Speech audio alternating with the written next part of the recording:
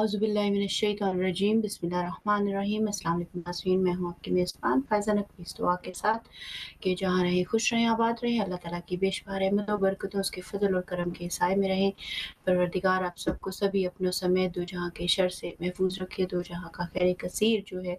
आप सबकी नस्लों का मुक़द्दर करे। और जितने भी मज़लूमीन जहाँ हैं बिलख़ुसूस गज़ा में, फ़लस्तीन, यमन, लबनान, शाम, कश्मीर और सूडान, म्यांमार, हिंदुस्तान के मुसलमान हों या कि पराजरार के बहन भाई हों या आलमी सतह पर कोई भी इंसानियत या मखलूक़ात खुदा अज़ियत, दुःख, रंज व गम और तकालीफ़ का शिकार हैं, परवरदिगार उन सब के दुःख व तकालीफ़, रंज व गम को दूर फ़रमाए और उन पर अपना करम और अपनी रहमत फ़रमाए और उनको सब मुश्किलात से निजात दे। और जितने भी ज़ालिमीन जहाँ हैं बिलख़ुसूस जो हिदायत याफ़्ता नहीं हैं उन सब को नीस्तो नाबूद करे, उनके शर को उनकी तरफ पलटाए और दुनिया पे इबरत का निशान बनाए। हमें, हमारी नस्लों को और हमारे बच्चों को, औलादों को हम समेत हमेशा हमेशा इमाम ज़माना अलैहिस्सलाम की जो साथ देने वाले, मुख़लिस तरीन वादों को निभाने वाले, रुकावटों को अबूर करने वाले, मुश्किलात को दूर करने वाले जो अंसार और आवान होते हैं उनमें शामिल फ़रमाए, जो मुसीबतों और परेशानियों से और आज़माइशों से घबराते नहीं हैं। खुदा ताला हम सबको वो सब ताकत, वो सब तौफ़ीक़ात, वो सब सब्र, हिम्मत और जमाल जो है वो अता करे कि हम उसकी राह पर अपने वक़्त के इमाम की सही और अच्छे और मुख़लिस तरीन नासरीन बन सकें और जो इमाम वक़्त के ज़हूर में ताजील फ़रमाए इंशाअल्लाह आमीन। नाज़रीन, आज जुमेरात का दिन है और 21 जमादुल अव्वल 21 जमादुल अव्वल है और 13 नवंबर है। उम्मीद और दुआ करते हैं कि आपके दिन का आगाज़ बहक़ मोहम्मद वाले मोहम्मद जो है वो खुदा की ज़ात की हम्द व सना करते, उसकी जो तमाम तर नेमतों को याद करने की कोशिश करते हुए, उसकी शुक्रगुज़ारी करते हुए आगाज़ हो चुका होगा। आपने अपने ना सिर्फ़ शुक्रगुज़ारी का इज़हार किया होगा बल्कि साथ-साथ आपने ये कोशिश भी की होगी कि आप जो है दरूद और सलाम से जो है अपने दिन को मुज़य्यन रखें और उस दरूद और सलाम का हदिया जो है वक़्त के इमाम को ज़रूर भेजते रहिए। चूँकि जुमेरात का दिन है तो इसमें ये ज़रूर याद रखिएगा कि हम सब जो है वो तमाम अपने शुहदा, सालिहीन, मरहूमीन और जितने मुसलमान दुनिया से जा चुके हैं और हमारे ख़ानदान के जितने मरहूमीन हैं उनके लिए फ़ातिहा, दुरूद, सलाम, कुछ न कुछ ज़िक्र पढ़कर, कुछ न कुछ सदका खैरात उनकी तरफ से ज़रूर करें और उसका जो है अजर और सवाब उनको हदिया करें, क्योंकि आज के दिन तमाम अरवाह जो हैं वो अपने प्यारों के घर पर आती हैं, इस इंतज़ार में होती हैं कि उनके प्यारे जो हैं उनको कुछ न कुछ तोहफ़ातन भेजेंगे। तो हम उन्हें मायूस ना करें बल्कि चलते फिरते, उठते बैठते, दुरूद व सलाम पढ़ते उनको हदिया करते रहें, उनको भी जिनको हम नहीं जानते और जो जा चुके हैं नस्लें, और उनको भी जिनको हम जानते हैं, जो हमारे अपने हैं ज़ाहिरन और हमसे रिलेटेड हैं। ये हमारी कोशिश बहरहाल हर वक़्त होनी चाहिए। वक़्त के इमाम को नहीं भूलें, उनके मकसद को नहीं भूलें, उनके हदफ़ को नहीं भूलें। ये चूँकि अय्याम अज़ा हैं और इस एतबार से भी आप सबसे हदीये ताज़ियत भी पेश करूँगी, क्योंकि ज़ाहिर है बीबी सईदा फ़ातिमा सलामुल्लाह अलैहा की जो इस वक़्त शहादत के अय्याम हैं, तो उस एतबार से हम पूरी दुआ भी करें और कोशिश भी करें और ये वसीलतन दुआ करें अल्लाह ताला से कि इस बीवी के सदक़े में हमें उनके हदफ़ को, उनके मिशन को और उनके दर्द को समझने की वो सही सही और मुख़लिसाना मारिफ़त अता करे, ताकि उस मिशन में उनकी मददगार अमलन बन सकें। क्योंकि अभी तो हमने अपनी पीठ एक वे से मोड़ रखी है और जो मदद के नाम पे हम कर रहे हैं या कोशिश कर रहे हैं उसमें भी बहुत से नक़ाइस पाए जाते हैं। तो हम कोशिश ये करें कि हम हकीकी अमल की जो तौफ़ीक तलब करें, क्योंकि हमारी नस्लें जो हैं जहाँ बहुत अच्छा काम कर रही हैं, लेकिन वो अच्छा काम खुदा की मदद के निज़ाम की समत कोई एफ़र्ट नहीं कर रही। वो अच्छा काम अपनी ज़ात के लिए या अपनी ज़ाती ज़िंदगी या इनफ़रादी ज़िंदगी की इम्प्रूवमेंट के सिवा हमारे पास यानी अमूमी जो हदफ़ है वो नहीं है। तो हम उसकी कोशिश करें कि अल्लाह ताला हम सबको ये तौफ़ीक दे कि हमारा जीना, हमारा मरना, हमारी हर साँस, हमारा पहला और आखिरी हदफ़ अल्लाह रसूल अहले बैत की जो नुसरत करना हो, उनकी मदद करना हो, उनके निज़ाम में मददगारी के की काबिलियत पाना हो, उसके बाद बाकी हदफ हों। लेकिन अभी यूँ चलता है कि पहले ये काम है और फिर उसके बाद अल्लाह रसूल और अहले बैत की बारी आती है। तो ये जो हमने अपनी जो ज़िंदगी में तरतीब रखी है, शायद इस तरतीब को सरनो तरतीब देने की ज़रूरत है, क्योंकि हमारी रूहें, हमारे दिल, हमारे कुलूब जो हैं वो खुदा महवर नहीं हैं। क्योंकि जब खुदा महवर होते हैं तो इंसान को पता होता है कि उसकी सांसें खुदा की अमानत है, उसका वजूद खुदा की अमानत है, उसके गिरदो नवा में जो सब है वो अल्लाह की अमानत है, और हमें इस अमानत को, उसी के रिज़्क़ को, उसी की अताअत में, उसकी ही बंदगी में और उसी की राह पर और उसी के निज़ाम की समत जो एक इस्तेहकाम की तरफ उस निज़ाम को बढ़ाने की समत जो है वो कोशिश करने में लगाना है, मगर होता कुछ उलट है। और इसी वजह से हम ना खुदा के रहते हैं, ना अपने रहते हैं और ना ही दुनिया के रहते हैं, और एक ज़िंदगी जो है हमारी वो तबाह हो जाती है। बहरहाल ये कुछ छोटी-छोटी चीज़ें थी जो मैंने सोचा आपसे शेयर करती चलूँ। हमारे साथ आलिमा हादिया अली साहिबा मौजूद हैं, और चूँकि हम बात कर रहे थे जनाब सईदा फ़ातिमा सलामुल्लाह अलैहा की सियासी ज़िंदगी, उनकी बसीरत के हवाले से कल यानी अपने जो पिछले प्रोग्राम में, तो हमने सोचा कि इसी डिस्कशन को थोड़ा-सा आगे बढ़ाते हुए हम देखें कि इस जनाब सईदा की जो सियासी बसीरत है, इस सियासी बसीरत की रूट्स कहाँ पे हैं, इसकी रूह क्या है, इसके जवाज़ क्या हैं, इसकी वजूहात क्या है, और जब उनके अंदर ये सारी बसीरत पाई जाती है, तो हमारे अंदर जो उनके चाहने वाले हैं, उन पे गिरिया करने वाले हैं, उनके गम मनाने वाले हैं, और उस गम की खातिर एक-दूसरे से हम उलझ भी जाते हैं। तो इन सब चीज़ों, मतलब इसके बाद हम उस राह पे कर क्या रहे हैं? और दूसरा ये है कि कुछ एतराज़ात भी इस मुनासबत से होते हैं, तो हम उनकी तरफ भी जो है रहनुमाई हासिल करने की कोशिश करेंगे। अस्सलाम वालेकुम सिस्टर हादिया, आपको बहुत-बहुत शुक्रिया कि आपने हिदायत टीवी को फिर से जॉइन किया और इस अहम मौज़ू पर हमारे साथ शामिल हुए। और जिस तरह से हमारा उस दिन मंडे को जो हमारा मौज़ू चल रहा था जनाब सईदा की सियासी बसीरत के हवाले से, तो मैं चाहूँगी कि थोड़ा-सा जैसे 1-2 मिनट का ब्रीफ़ जो हम डिस्कशन कर चुके हैं, थोड़े-से उसमें पहलू आप बयान करते हुए अगले पहलुओं को साथ जोड़ती जाइएगा और थोड़ा-सा बताइएगा कि जनाब सईदा फ़ातिमा सलामुल्लाह अलैहा की सियासी बसीरत की जो जड़ें हैं, उसकी जो रूट्स हैं, उसकी रूह जो है, वो कहाँ पर है? कुरान करीम इस मुतल्लिक़ क्या रहनुमाई करता है? और या अहले बैत के फ़रामीन या जो भी रीज़न जनाब सईदा फ़ातिमा सलामुल्लाह अलैहा खुद पेश करती हैं, उस एतबार से आप जो हमारे साथ पेश करना चाहें, इस एतबार से मैं चाहूँगी कि आप हमारी रहनुमाई फ़रमाइए। वालेकुम अस्सलाम व रहमतुल्लाह। पेश करते हैं बीबी के अय्याम की, बीबी की जो कायनात आलम की सबसे बड़ी सरदार हैं और उनकी शहादत तो उस कायनात के लिए हर चीज़ क्रिया करना शहजादी की पर तमाम मोमिनीन व मोमिनात की आपकी पूरी टीम की खिदमत में ताज़ियत पेश खुसूस इमाम ज़मानात जल्लल्लाहु अलैहि की बारगाह में ताज़ियत पेश करते हैं दुआ के साथ कि खुदावंद आलम हमें सही मानों में जनाब फातिमा ज़हरा जो खुद ज़हरा हैं, उनके नूर के सरिए में हमारे कुलूब को नूरानियत अता फरमाएं, हमारे को अपनी बारगाह आलिया में कबूल मंजूर फरमाएं और हमें सही मानों में अय्याम फातिमा में जनाब सैयदा फातिमा ज़हरा की ज़ात मुक़द्दसा को समझने की इनायत फरमाए। जी हम ऐसे बात कर रहे थे जनाब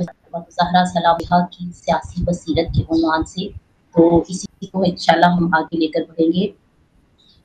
अस्सलामु अलैया फातिमतुज़ ज़हरा, अस्सलामु अलैकी या उम्मी अबीहा, अस्सलामु अलैकी या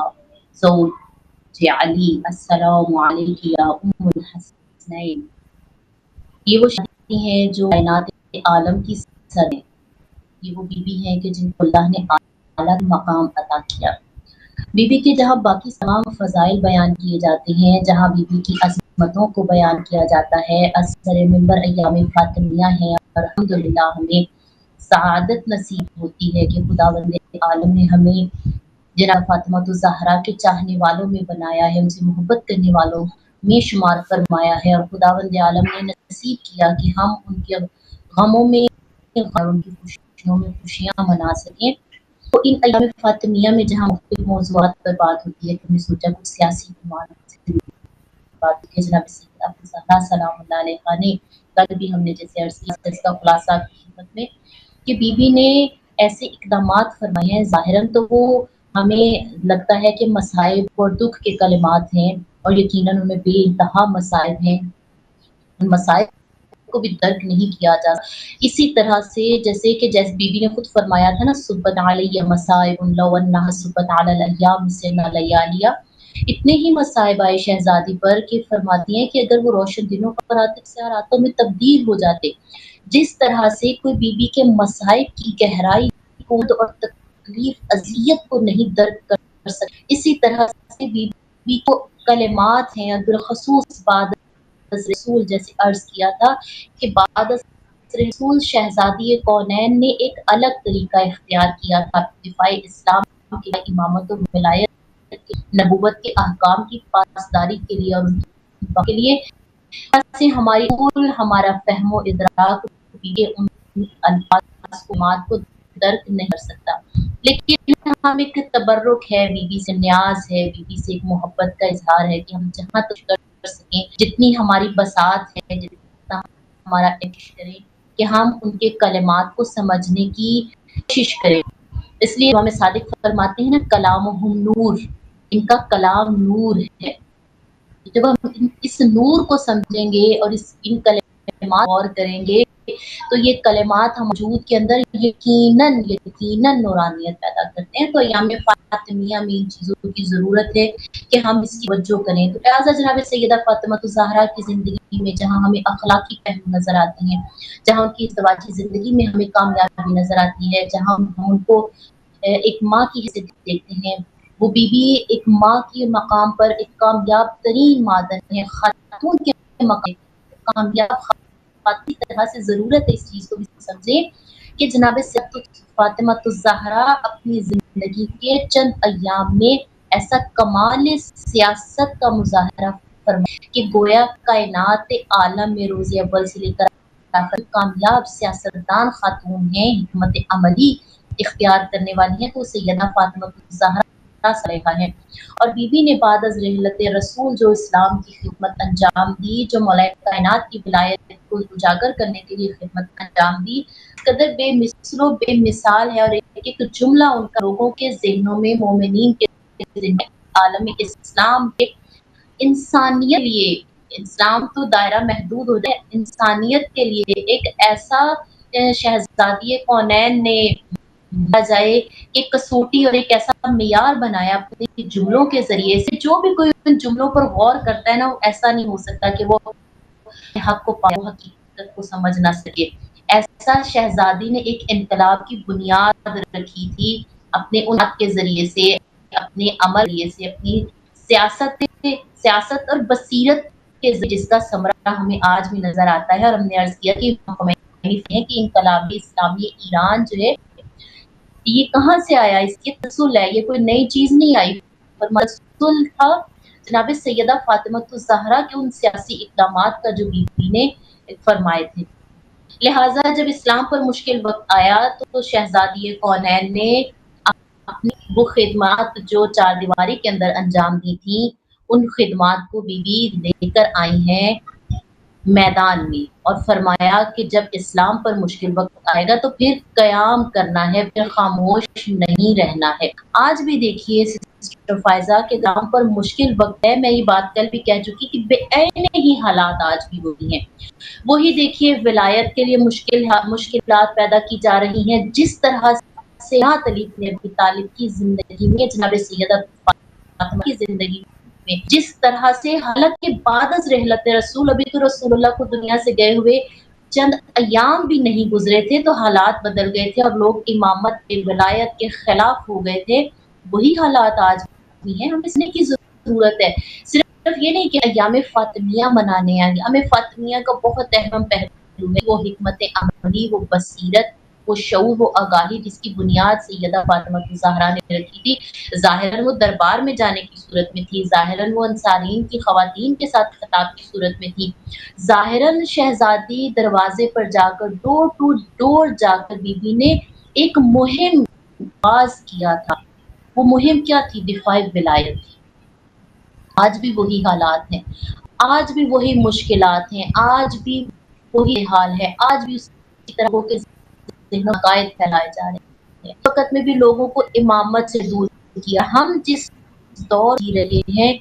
वो दौर जो जनाब सैयदतुल ज़हरा का ज़माना था, वो एंटी विलायत था, आज भी एंटी विलायत है। वो मौलाए कायनात की विलायत को दबाने के लिए कोशिश की जा रही थी। आज आखिरी वक़्त का जो अजलल्लाहु तआला फरजहुम मौलाए इमाम ज़माना की विलायत को दबाने की कोशिश की जा रही है। उस वक़्त भी देखिए हालात यही थे कि कोई सख्ती इतनी थी ना, वो सख्ती क्या थी कि कोई भी मौलाए कायनात का साथ ना दे,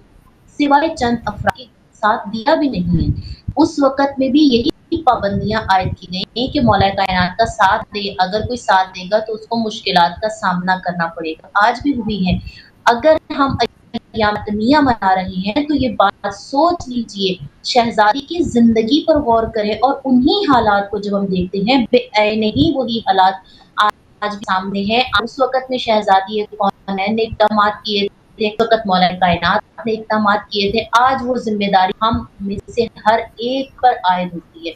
उस वक़्त में देखिए जो मोमिन बरहक थे, मिक़दाद थे, अबू ज़र थे, अम्मार थे, जनाब सुलेमान थे, ये वो अफ़राद थे ना कि जिन्होंने हक़ के विलायत अदा किया था। जनाब सैयदा फ़ातिमातुज़ ज़हरा का साथ दिया था, मौलाए कायनात का साथ दिया था। तो आज भी उसी नहज पे खड़े हैं। बस ज़माना थोड़ा-सा बदल गया, हालात थोड़े से बदल गए, अंदाज़ बदल गए, मुश्किलात वही की वही हैं। लिहाज़ा जो रखें कि हमने इन अय्याम फ़ातिमिया में कोशिश करनी है कि जिस तरह से देखिए जनाब सलेमान थे, मिक़दाद थे, अबू ज़र थे, ये अफ़राद इन अफ़राद के लिए मशाल राह बनाने चाहिए। हमें फ़िज़ा को मशाल राह बना लें, बीबी उम्मे ऐमन को अपने लिए मशाल राह बनाएँ कि इन अफ़राद ने इन मुश्किल दौर में किस तरह से विलायत का साथ दिया है कि जनाबे बीबी उम्मे ऐमन कनीज़ हैं, रसूलुल्लाह के घर में जनाब शहज़ादी कौनैन सैयदा फ़ातिमातुज़ ज़हरा की खिदमत गुज़ार हैं, लेकिन जब उनके लिए मुश्किल वक़्त आया है, तो अपने घर की खिदमत तक खुद नहीं रखा बीबी के साथ, वो भी दरबार में गई हैं। ये कनीज़ें हैं ना, ये हमारे लिए मशाल राह हैं, ये हमारे लिए अमल के मकाम पर है कि हमने इनको देखना है, ना उन्होंने विलायत को तन्हा छोड़ा। अगर हम भी समझते हैं कि हम मौला अमीरुल मोमिनीन के विलायत का दम भरने वाले हैं, हम मौला अमीरुल मोमिनीन अली इब्न अबी तालिब अलैहिस्सलाम के मवाली बनना चाहते हैं, जनाब सैयदतुल फ़ातिमातुज़ ज़हरा की कनीज़ें बनना चाहते हैं, हम बीबी के अय्याम मनाना है, उनका हक अदा करना चाहते हैं, तो फिर इन चीज़ों पर गौर करने की ज़रूरत है। वो हिकमत अमली जिन पर उन्होंने जो उन्होंने इख्तियार की और इख्तियार करते हुए साथ दिया, हक का साथ दिया, नबूवत के पैगामात को ज़िंदा रखा है। लिहाज़ा ये तमाम की तमाम ज़िम्मेदारियाँ हमारे लिए भी आयद होती हैं। आज अगर हमें हक के लिए आवाज़ बुलंद करना पड़ती है, हालात आज भी वैसे ही हैं ना। देखिए उस वक़्त देखिए अगर हक के लिए जनाब सैयदा फ़ातिमातुज़ ज़हरा ने आवाज़ को बुलंद किया है, अपनी बसीरत की बिना पर हमें शऊर और आगाही दी है, तो बीबी ने कितनी मुश्किलात सही हैं कि खातून के लिए उस पर एक ऐसी हालत में वारदार है, बच्चे की शहादत हो रही है, उन पर जलता वाज़ा गिराया गया, बेहुरमती की गई है। लिहाज़ा ये चीज़ हमें सिखाती है कि हमने बात में परेशान नहीं होना, हक से हट नहीं जाना। जो जिस मकाम पर है अपनी ज़िम्मेदारी को हमने अंजाम देना है। जैसे शहज़ादी कौनैन ने उस वक़्त में इमामत को तन्हा नहीं छोड़ा, तो आज भी हमने इमामत को तन्हा छोड़ना है। आज भी देखिए ना अगर उस वक़्त में मौलाए कायनात पर एतराज़ात किए जाते, मौलाए कायनात अली इब्न अबी तालिब अलैहिस्सलाम के लिए मुश्किलात पैदा की जाती थी, तो आज भी देखिए मरजइयत पर कितनी मुश्किलात आती हैं, विलायत फ़क़ीह पर कितनी मुश्किलात आती हैं, तो ये हमारी ज़िम्मेदारी है। मैं ख़ास तौर पर आपको इसलिए करी क्योंकि अय्याम फ़ातिमिया है और जनाब सैयदा ज़हरा की सुन्नत है इन तमाम कामों को अंजाम देना, इसको आगे लेकर ना। लिहाज़ा बीबी की ज़िंदगी को समझें और फ़िक्र करें, बीबी का एक-एक जुमला हमारे लिए बाइसे हिदायत है, मशाल राह है, काबिल अमल उसवा हसना है। जिस तरह से रसूलुल्लाह की उसवा हसना है, इसी तरह से सैयदा फ़ातिमातुज़ ज़हरा की ज़िंदगी भी उसवा हसना कामिला है। और सिर्फ ये नहीं कि ख़वातीन के लिए वो उसवा हसना है, उनको अपने लिए हुज्जत करार देते हैं। मौला सादिक फरमाते हैं ना कि हमारे लिए हुज्जत हमारी जद्दा फ़ातिमातुज़ ज़हरा है। गोया बीबी की 18 साल की ज़िंदगी सिर्फ ख़वातीन के लिए ही उसवा हसना नहीं है, सिर्फ ख़वातीन के लिए ही बीबी की ज़िंदगी मशाल राह नहीं है, बल्कि इनसे हमारे आइमा भी सीखते हैं, हमारे मासूमीन भी सीखते हैं और वो भी इनको अपने लिए मशाल राह करार देते हैं। तो जनाब सैयदा फ़ातिमा ज़हरा की सियासी बसीरत को जब हम देखते हैं और उस पर गौर व फ़िक्र करते हैं, तो आज मेरा दिल चाहा कि हम चंद एक जुमलात कलिमात जिसको हम खुतबा फदक के नाम से भी जानते हैं, उस पर भी हम गौर व फ़िक्र करें। जैसे कल हमने बताया था कि बीबी ने कुछ ऐसी हिकमत अमली इख्तियार की थी और जिसको आज तक सवालिया निशान बना हुआ है और जो भी इस सवाल को हल करना चाहता है, वो हक और हकीकत तक पहुँच जाता है। ये बीबी की वो सियासी बसीरत थी, ये हिकमत ये तमाम कोशिशें थी जो बीबी ने क़यामत तक के लोगों के लिए, सिर्फ आज उस ज़माने के लोगों के लिए नहीं, क़यामत तक के लोगों के लिए ऐसे सवाल उठा हल करते-करते लोग राहे हक और हक और राहे विलायत तक पहुँच जाते हैं। आज हम कुछ बात करेंगे, चंद एक जुमलात पर बात करेंगे, वो कलिमात के जो जनाब सैयदा फ़ातिमा ज़हरा ने दरबार थे और उससे पहले अलबत्ता मेरे ज़हन में ये बात एक मौजूद थी कि कुछ ऐसे आज़ाद हैं जो जनाब सैयदा फ़ातिमा पर किए जाते हैं कि वो शहज़ादी जो विलायत का दिफ़ा के लिए, नबुव्वत का दिफ़ा करने के लिए, देखिए सिर्फ एक नबी की नबुव्वत नहीं उसमें आएगी, वो 1,24,000 नबियों की मेहनत थी जिसको बचाने के लिए जनाब सैयदा फ़ातिमा ज़ख्मी हालत में दरबार में गई हैं और दरबार में जाकर जनाब सैयदा फ़ातिमा ज़हरा ने खुतबा इराद फरमाया और ऐसा खुतबा दिया है कि जिस खुतबे में शहज़ादी कौनैन ने तमाम की तमाम नबुव्वत के पैग़ाम को उजागर किया, विलायत के मकसद को बताया है, जिसमें असूल दीन बताए, जिसमें बीबी ने फ़ुरूए दीन बताए हैं और आखिर पर जाकर जनाब सैयदा फ़ातिमा ज़हरा ने फ़दक का मामला जो है उसको लोगों को बताया। तो चंद एक एतराज़ात हैं जो जनाब सैयदा फ़ातिमा ज़हरा की ज़ात पर किए जाते हैं। मैं चाहती हूँ कि उन एतराज़ात को हम थोड़ी-सी गुफ्तगू करते हुए फिर मौज़ू को आगे बढ़ाएँगे ताकि ये एतराज़ात जो किए जाते हैं, इन एतराज़ात को कम एतराज़ात करने का मकसद जो है ना बीबी के खुतबे को कम रंग करना है। जब खुतबा रंग हो जाएगा तो उसकी तासीर को कम करने की कोशिश की जाती है। ऐसा नहीं है, जनाब फ़ातिमा ज़हरा परवरदाए नबुव्वत हैं, ख़ानदान नबुव्वत की वो शहज़ादी हैं, उनका हर अमल जब आइमा ताहिरीन अलैहिमुस्सलाम के लिए हुज्जत है, तो हमारे लिए तो बेऐने ही वो उनका अमल हुज्जत करार पाता है। लिहाज़ा एतराज़ किया गया जनाब सैयदा फ़ातिमा ज़हरा के लिए कि बीबी जब रसूलुल्लाह की ज़िंदगी में दरबार में नहीं आया करती थी, बचपन में आती थी, उसके बाद बीबी दरबार में इस तरह से नहीं आई हैं, तो बीबी बादज़ रिहलत रसूल क्यों तशरीफ़ लेकर आई थी? तो यहाँ पर जनाब सैयदा फ़ातिमा ज़हरा हमें क़याम की अहमियत बता रही है कि अगर रसूलुल्लाह की ज़िंदगी में बीबी ने घर के अंदर खिदमत इस्लाम अंजाम दी है, तो अब आया है कि जब शहज़ादी कौनैन अपने घर से बाहर आकर अपनी चादर का तहफ़्फ़ुज़ करते हुए हर एक को बताया कि अपने हक के लिए लड़ना, जंग करना, क़याम करना कितना ज़्यादा ज़रूरी है। फिर उसके लिए घर को तर्क किया और अपने उन को जो खुदावंद आलम ने ख़तून के लिए हदूद व क़यूद मुकर्रर की हैं, उनका अमली नमूना पेश किया और अब बीबी जब आई हैं, मस्जिद में तशरीफ़ लेकर आई हैं, तो उस वक़्त वो सिर्फ़ मस्जिद नहीं थी बल्कि वो दरबार भी था। वो एक दादगाह थी, अदालत थी कि जहाँ पर सैयदा कौनैन अपना मुकद्दमा लेकर आई थी और ये बात मैं पहले भी अर्ज़ कर चुकी कि फ़दक का जो सरज़मीन थी वो जिसके कब्ज़े में होती थी, इसका मतलब है कि हुकूमत उसके पास थी। लिहाज़ा ये क्योंकि हुकूमत के अमूर से मुतल्लिक है फ़दक मैं दुरुस्त करती जाऊँ, फ़िदक नहीं, फ़े के नीचे ज़ेर नहीं है, फ़े के ऊपर ज़बर है, असल वर्ड जो है वो फ़दक है। ये मुकद्दमा फ़दक ज़ाहिरन बीबी मुकद्दमा फ़दक लेकर दरबार में आई हैं, लेकिन ये फ़दक का जो बाग था या जो थी, ये तो एक बहाना था बीबी के लिए। शहज़ादी कौनैन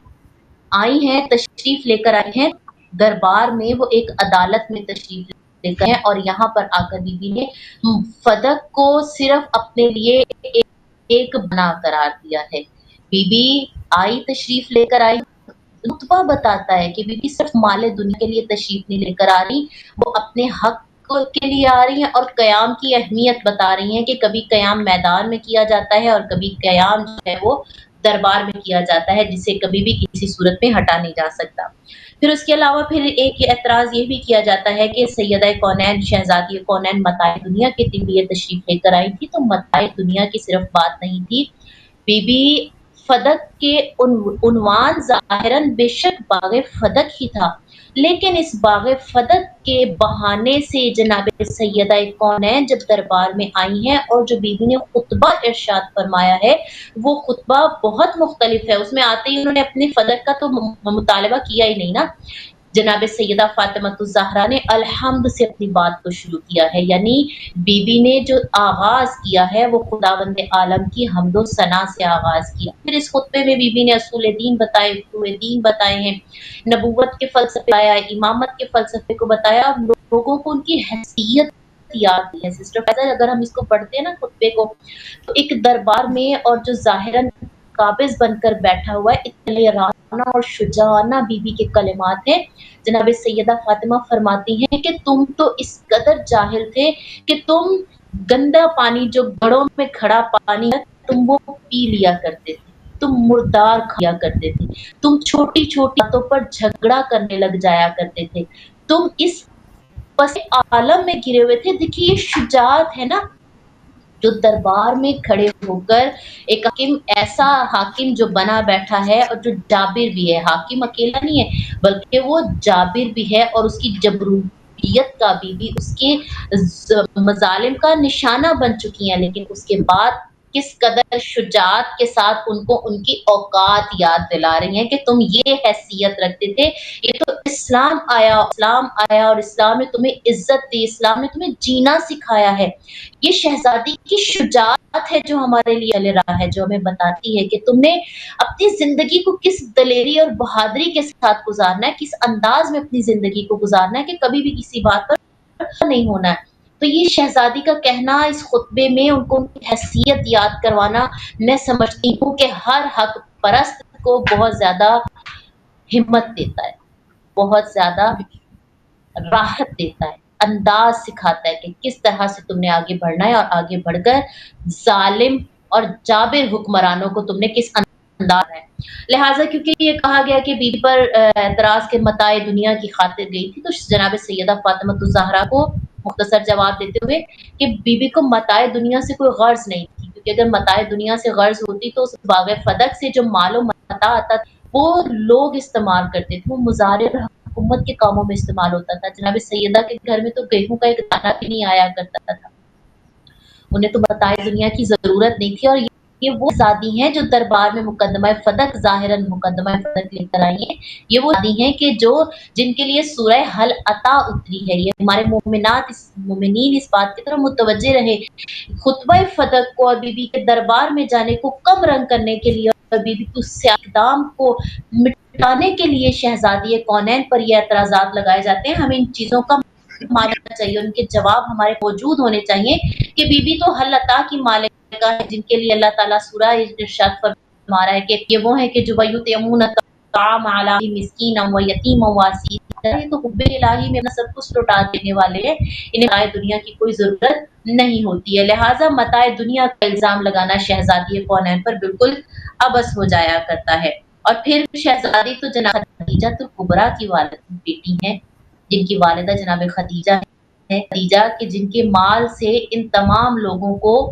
खाने को मिला, इनके घरों में खुशहालियाँ आईं और ये बात बीबी ने अपने खुतबे में इन लोगों को याद भी करवाई है कि अगर तुम आज मालो मता के साथ बैठे हुए हो, तुम किस लिए बैठे हो? इसलिए बैठे हो कि तुम्हें इस्लाम ने इतना खुशहाल किया है, तुम्हें इस्लाम की तालीमात ने इंसान बनाया और इस्लाम पर जो माल खदीजा खर्च किया गया था, माल ने तुम्हें इतनी होश दिला दी कि तुम अच्छा पहनने और अच्छा खाने के काबिल हो गए हो, वरना तुम्हारी ज़िंदगी दरिंदों और हैवानों से भी बद थी। फिर इसमें जनाब सैयदा फ़ातिमा-तुज़-ज़हरा ने एक जुमला इरशाद फरमाया है और बीबी फरमाए कि मैं इसमें झूठ नहीं बोलती। बीबी पर क्योंकि एतराज़ात लगाए, शहज़ादी जो है वो खिलाफत और विरासत में और कोई विरासत में हक नहीं होता, क्योंकि मालूम नहीं, इसलिए हम इसको ज़्यादा जानना नहीं चाहते। तो शहज़ादी कौनैन ने कहा कि खुदा की कसम मैं फ़ातिमा झूठ नहीं बोलती हूँ, जो कह रही हूँ हकीकत बता रही हूँ और हकीकत थी भी सही है, اس میں بات میں کوئی دو راہ نہیں ہے، کیونکہ یہ صدیق رسول کی صدیقہ طاہرہ بیٹی ہیں۔ اور سیدہ فاطمہ الزہرا نے پھر اس خطبہ میں دین کامل کو تعارف کروایا ہے۔ انشاءاللہ کسی پروگرام میں آپ کی خطبہ فدق کے حوالے سے بھی گفتگو ہوئی ہو، اس لیے ہم اس کو اختصار سے لے کر چلیں گے کہ بی بی نے 1,24,000 انبیاء کے آنے کا فلسفہ بتایا ہے، اس میں اصول دین بتائے، بی بی نے فروع دین بتائے ہیں، اور یہ تمام چیزیں بی بی ارشاد فرماتے ہوئے ولایت کا حق بتاتے ہوئے پھر اس کے بعد بی بی نے میں چند ایک جملے ہیں جو فضل کے لیے ارشاد فرمائے ہیں، اور اسی میں جناب سیدہ فاطمہ الزہرا سلام علیہا نے وہ کچھ کلمات جو خطبے میں ارشاد فرمائے جو بہت ضروری ہے، میں سمجھتی ہوں پر ہم مختصر ضرور بات کر لیں۔ وہ کلمات کی جو ارشاد فرمائے تھے، اس میں ایک بی بی نے ارشاد کیا کہ امان للفرقتی، کہ اللہ ہماری جو امامت قرار دی ہے نا، فلسفہ امامت بتا رہی ہیں شہزاد، یہ بڑی اہم بات ہے۔ اس پورے خطبے میں ہر ایک لفظ اور جملہ ہی بہت اہم ہے، لیکن یہ بھی سیاسی کلمات میں سے ایک کلمہ یہ بھی ہے کہ بی بی فرماتی ہیں کہ اللہ تعالیٰ نے ہمیں ہمارے خاندان میں امامت کیوں رکھی، امام کیوں رکھا، امامت کا فلسفہ کیا ہے؟ بتایا کہ امامت تمہارے لیے اس لیے رکھی گئی تاکہ تم فرقوں میں تقسیم نہ ہو جاؤ۔ تفرقہ بازی سے جو امان دینے والی چیز ہے وہ کیا ہے؟ وہ امامت ہے۔ اور دیکھیے امت نے اسی امامت کو اٹھا کر فرقہ بندیاں بنا دی، اور اسی ایک نقطے سے جہاں پر سب کو اکٹھا ہونا چاہیے تھا نا، اسی ایک جملے پر، اسی ایک نقطے پر آ کر تمام کے تمام لوگ جو ہے وہ بکھر گیا۔ یہ ایک بہت عجیب بات ہے، اور شہزادی نے بتایا کہ فلسفہ امامت جو ہے وہ عام امت کو ایک پلیٹ فارم پہ کرنے کا نام ہے۔ وہی پلیٹ فارم ہے جس کے لیے میں نے پہلے بھی کہا کہ وہی پلیٹ فارم ہے جہاں پر لوگوں کو اکٹھا کی خاطر شہزادی کونین نے مختلف اقدامات کیے تھے، اور یہی پلیٹ فارم آج ہے کہ جہاں پر آج بھی ہم نے لوگوں کو اسی مہدویت کے پلیٹ فارم پر اکٹھا کرنا ہے، کیونکہ بی بی نے ارشاد فرمایا کہ مہدویت ولایت وہ مقام ہے جہاں پر آ کر تمام لوگ اکٹھے ہو جاتے ہیں، جہاں پر سب کو ایک ہو جانا ہے۔ لہذا امامت کا فلسفہ اتفاق ہے، اتحاد ہے، یکجہتی ہے، اکٹھے ہونا ہے، صف بندی ہے، ایک ہی مقام پر اکٹھے ہو کر خدا کی بارگاہ میں جو نام ہے، لیکن یہاں پر آ کر مختلف اس کو حصوں میں تقسیم کر دیا گیا۔ پھر ایک اور جملہ ہے جو جناب شہزادی کونین نے ارشاد فرمایا اور فرماتی ہیں کہ تم آگاہ رہو کہ مجھے یہ کہنا تھا کہ جو میں نے پیغام الہی تم تک دیا ہے، اس لیے تاکہ تم حجت کے ایک ہو جاؤ، حجت کے لیے اکٹھے ہو جاؤ، حجت الہی کو تم نہ چھوڑو۔ تو یہ وہ کلمات تھے چند ایک جو شہزادی کونین نے ارشاد فرمایا، اور ایک اور بی بی نے جملہ جو آغاز سے کلام میں بھی ارشاد فرمایا تھا، فرماتی ہیں فَجَعَلَهُ اللَّهُ إِيمَانًا تَطْهِيرًا لَكُم مِّنَ الشِّرْكِ، اگر تم چاہتے ہو کہ مومن بنو، ایمان لے کر آؤ، تو پھر سمجھ لو کہ اللہ نے تمہارے ایمان کی پاکیزگی کے، تمہارے دلوں کی پاکیزگی کے لیے ایمان کو رکھا ہے، اور ایمان کے ذریعے سے تمہارے دلوں کو شرک کو دور کر دو تاکہ تمہارا دل پاک ہو جائے۔ اور شرک دیکھیے، شرک کو جب ہم دیکھتے ہیں بہت ساری قسمیں ہیں، آج ہمارا معاشرہ اس شرک کا ہی تو شکار ہے۔ ظاہراً دیکھیے شرک پر بہت بات ہوتی ہے، یہ کام کرنا بھی شرک ہو گیا، اور خاص طور پر ہمارے معاشرے پاکستان کے اور ہندوستان کے یہاں پر جو ہے وہ ہر بات پہ شرک ہو جاتا ہے۔ شرک کیا ہے؟ بی بی نے فرمایا ایک شہزادی کا ہمارے لیے نور ہے، اگر ہم اس سے نورانیت لیتے ہیں۔ آج ہم اپنے حالات میں اگر اس ایک جملے کو رکھ لیتے ہیں، فرمایا کہ اللہ نے ایمان تو دیا تاکہ تم شرک سے دوری کر لو۔ اب ہم اپنے معاشرے کی طرف پلٹتے ہیں تو ہر چیز ہی شرک میں آتی ہے۔ ہمارا اپنے معاشرے میں بہ جانا شرک ہی تو ہے۔ خداوند نے آئی کوئی اہمیت نہیں دی، صرف نماز اور لا الہ الا اللہ محمد الرسول اللہ کہہ دینا، اور علی کے اگر کوئی کہہ دے کہ علی ولی اللہ، اسلام کے دائرے میں آپ آ گئے، کہنے کی ایمان کے دائرے میں آ گئے۔ لیکن یہ ہمارا نفس آج مختلف حالات میں، ہمارا نفس جو बहता चला जा रहा है ना, ज़माने के फ़ितनों में ये तमाम की तमाम चीज़ें शिर्क है। और बीबी ने एक ऐसा ये जुमला अखलाकी है, ये जुमला सियासी है, ये जुमला हर इंसान को कामिल करने के लिए है कि जब भी ये जुमला पढ़ो, जब भी ये देखो, तो समझो कि बीबी ने हमें क्या किस बात की तरफ मुतवज्जे किया है। फरमाया कि ईमान अल्लाह ने शिर्क से दूरी के लिए रखा है। हर चीज़ अपनी ज़िंदगी में शिर्क बनाकर शामिल कर लेते हैं। हमारे हालात हमें किस रुख की तरफ लेकर जा रहे हैं, क्या ये शिर्क में नहीं आता? जब हमने इमामत और विलायत को छोड़कर हुक्म इलाही था, एक वो मकाम है जहाँ पर इकट्ठे होना है। जब फिरका बाजी हो गई, किसी ने अपना गिरोह अलग बना लिया, तो क्या यहाँ पर शिर्क नहीं आता? जब इंसान फैशन का ही गुलाम हो जाए सिस्टर फायजा, जो मुआशरे में और वहाँ के मुआशरे के बारे में तो क्या कह सकते हैं, हमारा अपना मुआशरा जो कहने को इस्लामी मुआशरा है, एक बाईमान मुआशरा कहलाते हैं। हम अय्याम फातिमिया गुजारते हैं, मुहर्रम के 2.5 महीने गुजारते हैं, लेकिन उसके बावजूद हम अब्दे इलाही नहीं बन जाते, बल्कि ये मुआशरा अब्दे फैशन बना हुआ है। जिस चीज़ का जो ट्रेंड है, जिस तरफ को मुआशरा चल पड़ा, इतने गलत चीज़ें हैं जो मुआशरे में ये कहकर शामिल हो जाती हैं कि ये तो ट्रेंड में जा रहा है। ये ट्रेंड क्या है? बीबी बता रही हैं, ईमान अल्लाह ने इसीलिए दिया कि ये जो ट्रेंड है यही तो शिर्क है। ये जो चीज़ें तुम वायरल कर लेते हो, फिर इनके गुलाम बन जाते हो, इनके अब्द बन जाते हो। ऐसा नहीं होगा, हमने ये लिबास नहीं लिया, हमने अपनी शादियों में, अपने फंक्शंस में, हत्ता के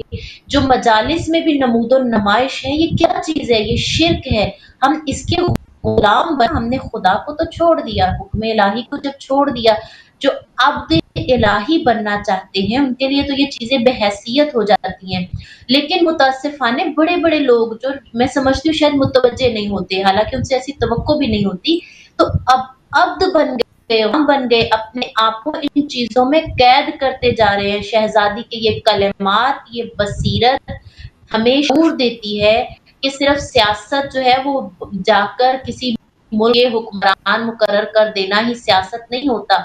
हमने अपनी वो हिकमत अमली जो अपनी ज़िंदगियों में इख्तियार करनी है, अपने वजूद के लिए हमने जो इख्तियार करनी है, वो भी तो एक सियासत है। सिर्फ सियासत का मफ़हूम हम वहाँ तक ना ले जाएँ। ये तमाम चीज़ें मिलकर हमारे एक वजूद को बनाती हैं। इतनी नमूदो-नुमाइश, इतने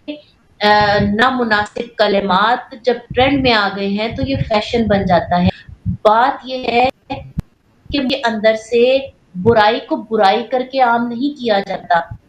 उस बुराई को एक बड़ा खूबसूरत रुख देकर मुआशरे के अंदर आम कर दिया जाता है। और वो मुआशरा के जो इस्लामी मुआशरा है, ईमानी मुआशरा है, और वो अफ़राद जो फातिमी कहलाते हैं, बनना भी चाहते हैं, कोशिश भी करते हैं, तो खुदावंद आलम उनको हिदायत ज़रूर देता है। इन चीज़ों की तरफ हमेशा मुतवज्जे रहें कि शहज़ादी आयन अपने खुतबात के ज़रिए कहाँ-कहाँ पर मुतवज्जे फरमा रही हैं। ये चीज़ें हमारे अपने वजूद के लिए भी हैं, हमारे घर के लिए भी, हमारे मुआशरे के लिए भी, और फिर उसका जाकर बहुत देर बाद उसका हुक्मरानों पर असर आता है। एतराज़ कर देना तो बहुत आसान है, जैसे कि एतराज़ करने वालों ने तो जनाब सैयदा फ़ातिमा ज़हरा की ज़ात मुबारका को भी नहीं छोड़ा, और उनके खुतबे और उनके जो है वो दरबार में जाने पर भी एतराज़ात लगा दिए गए। इन चीज़ों पर फ़ोकस करने की बजाय जो दुरुस्त है बस उसे तैयार किया जाए। आज का ज़माना, इस वक़्त का ज़माना एक दज्जाली ज़माना बनता जा रहा है, एक सकीफ़ाई ज़माना बनता जा रहा है। कि सकीफ़ा क्या था? सकीफ़ा से दूर करने का एक तरीका इख्तियार किया गया था। सकीफ़ा यही है, मैं इसको इसी बात से ताबीर करूँगी सादा अल्फाज के साथ। वही जो दज्जाली निज़ाम, शायद उसी का ही पेश ख़ैमा वहाँ गया था। जब विलायत से दूर हो जाते हैं, तो फिर फ़िल्में तक़सीम हो जाते हैं। शहज़ादी ने इस जुमले में भी फरमाया कि इन तमाम जुमलों को हम देखते हैं तो एक के साथ दूसरा जुमला जुड़ा हुआ है। फरमाया कि इमामत क्यों दी गई? ताकि तुम गिरोहों में ना तक जाओ, ताकि तुम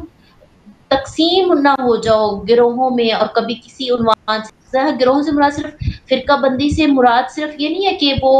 फ़िरकाबंदी जो है वो मज़हबी उन्वान से है। یہ فرقہ بندی اخلاقی عنوان سے بھی ہے، یہ فرقہ بندی ہمارے رہن سہن کے عنوان سے بھی ہے، یہ فرقہ بندی معاشرے میں اونچ نیچ کے لحاظ سے بھی ہے، اخلاقی عنوان سے بھی ہے۔ ہر عنوان سے ان چیزوں پر غور کرنے کی اور توجہ دینے کی ضرورت ہے، تاکہ ہم اس ایمان کو اپنے اندر اتار کر جناب سیدہ فاطمہ الزہرا کے وہ کلمات، وہ اقدامات جو بی بی نے اپنی زندگی میں کیے تھے، ان کو ہم اپنی زندگی میں بروئے کار لا کر صحیح معنوں میں فاتح بن سکیں۔ بالکل، آپ نے بہت ہی خوبصورتی سے بہت ہی اہم نکات جو ہیں اپنی گفتگو میں جناب سیدہ کے خطبے کے حوالے سے اور اعتراضات کے حوالے سے جو ہے وہ پیش کیے ہیں، اور یقینی طور پہ ہمیں ان چیزوں کو یعنی اس سنس میں سمجھنا چاہیے کہ آج کے جو دور میں جس میں ہم رہ رہے ہیں، کیونکہ جناب سیدہ نے صرف فلسفہ امامت ہی اکیلے نہیں بیان کیا، بلکہ فلسفہ نبوت، فلسفہ یعنی جو ہمارے اصول دین ہے ان سب کا فلسفہ، اور سب سے بڑھ کے دین کا فلسفہ ہمارے ساتھ شیئر کیا کہ دین انسان کو فطرت پہ رکھتا ہے اور اس کو اس قابل کرتا ہے کہ کیونکہ جب آپ فطرت پہ ہوگے تو باقی چیزیں سمجھ پاؤ گے۔ اور آج کا پرابلم یہی ہے کہ ہم اپنی طبیعتوں کے، اپنے مزاجوں کے، اپنی خواہشات کے اور اپنی جو ڈسٹریکشنز کے غلام ہیں، جیسے آپ نے اپنی گفتگو میں بھی بیان کیا کہ ہمیں ہر چیز ہم پہ اثر کر جاتی ہے اور فوری طور پہ جو ہے وہ ہم اس میں جذب ہو جاتے ہیں۔ یعنی اچھے معاشرے تو وہ ہوتے ہیں کہ جن میں وہ روحانیت اور وہ پاکیزگی اور وہ اسٹرینتھ ہو کہ جس پہ باہر کی چیزیں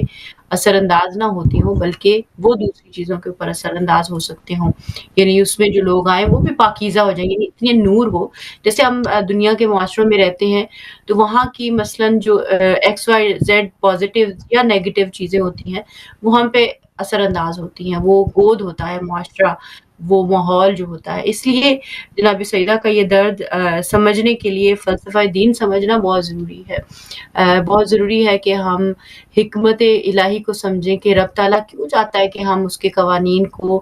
اپنائیں، ان کو ترجیح دیں۔ اس لیے نہیں کہ اللہ نعوذ باللہ محتاج ہے ہماری اطاعت کا یا ہماری تعریف کا یا ہماری شکر گزاری کا یا کسی بھی چیز کا، وہ یہ چاہتا ہے کہ ہم پرواز کر سکیں، ہمارے اندر وہ ذوق پرواز پیدا ہو سکے،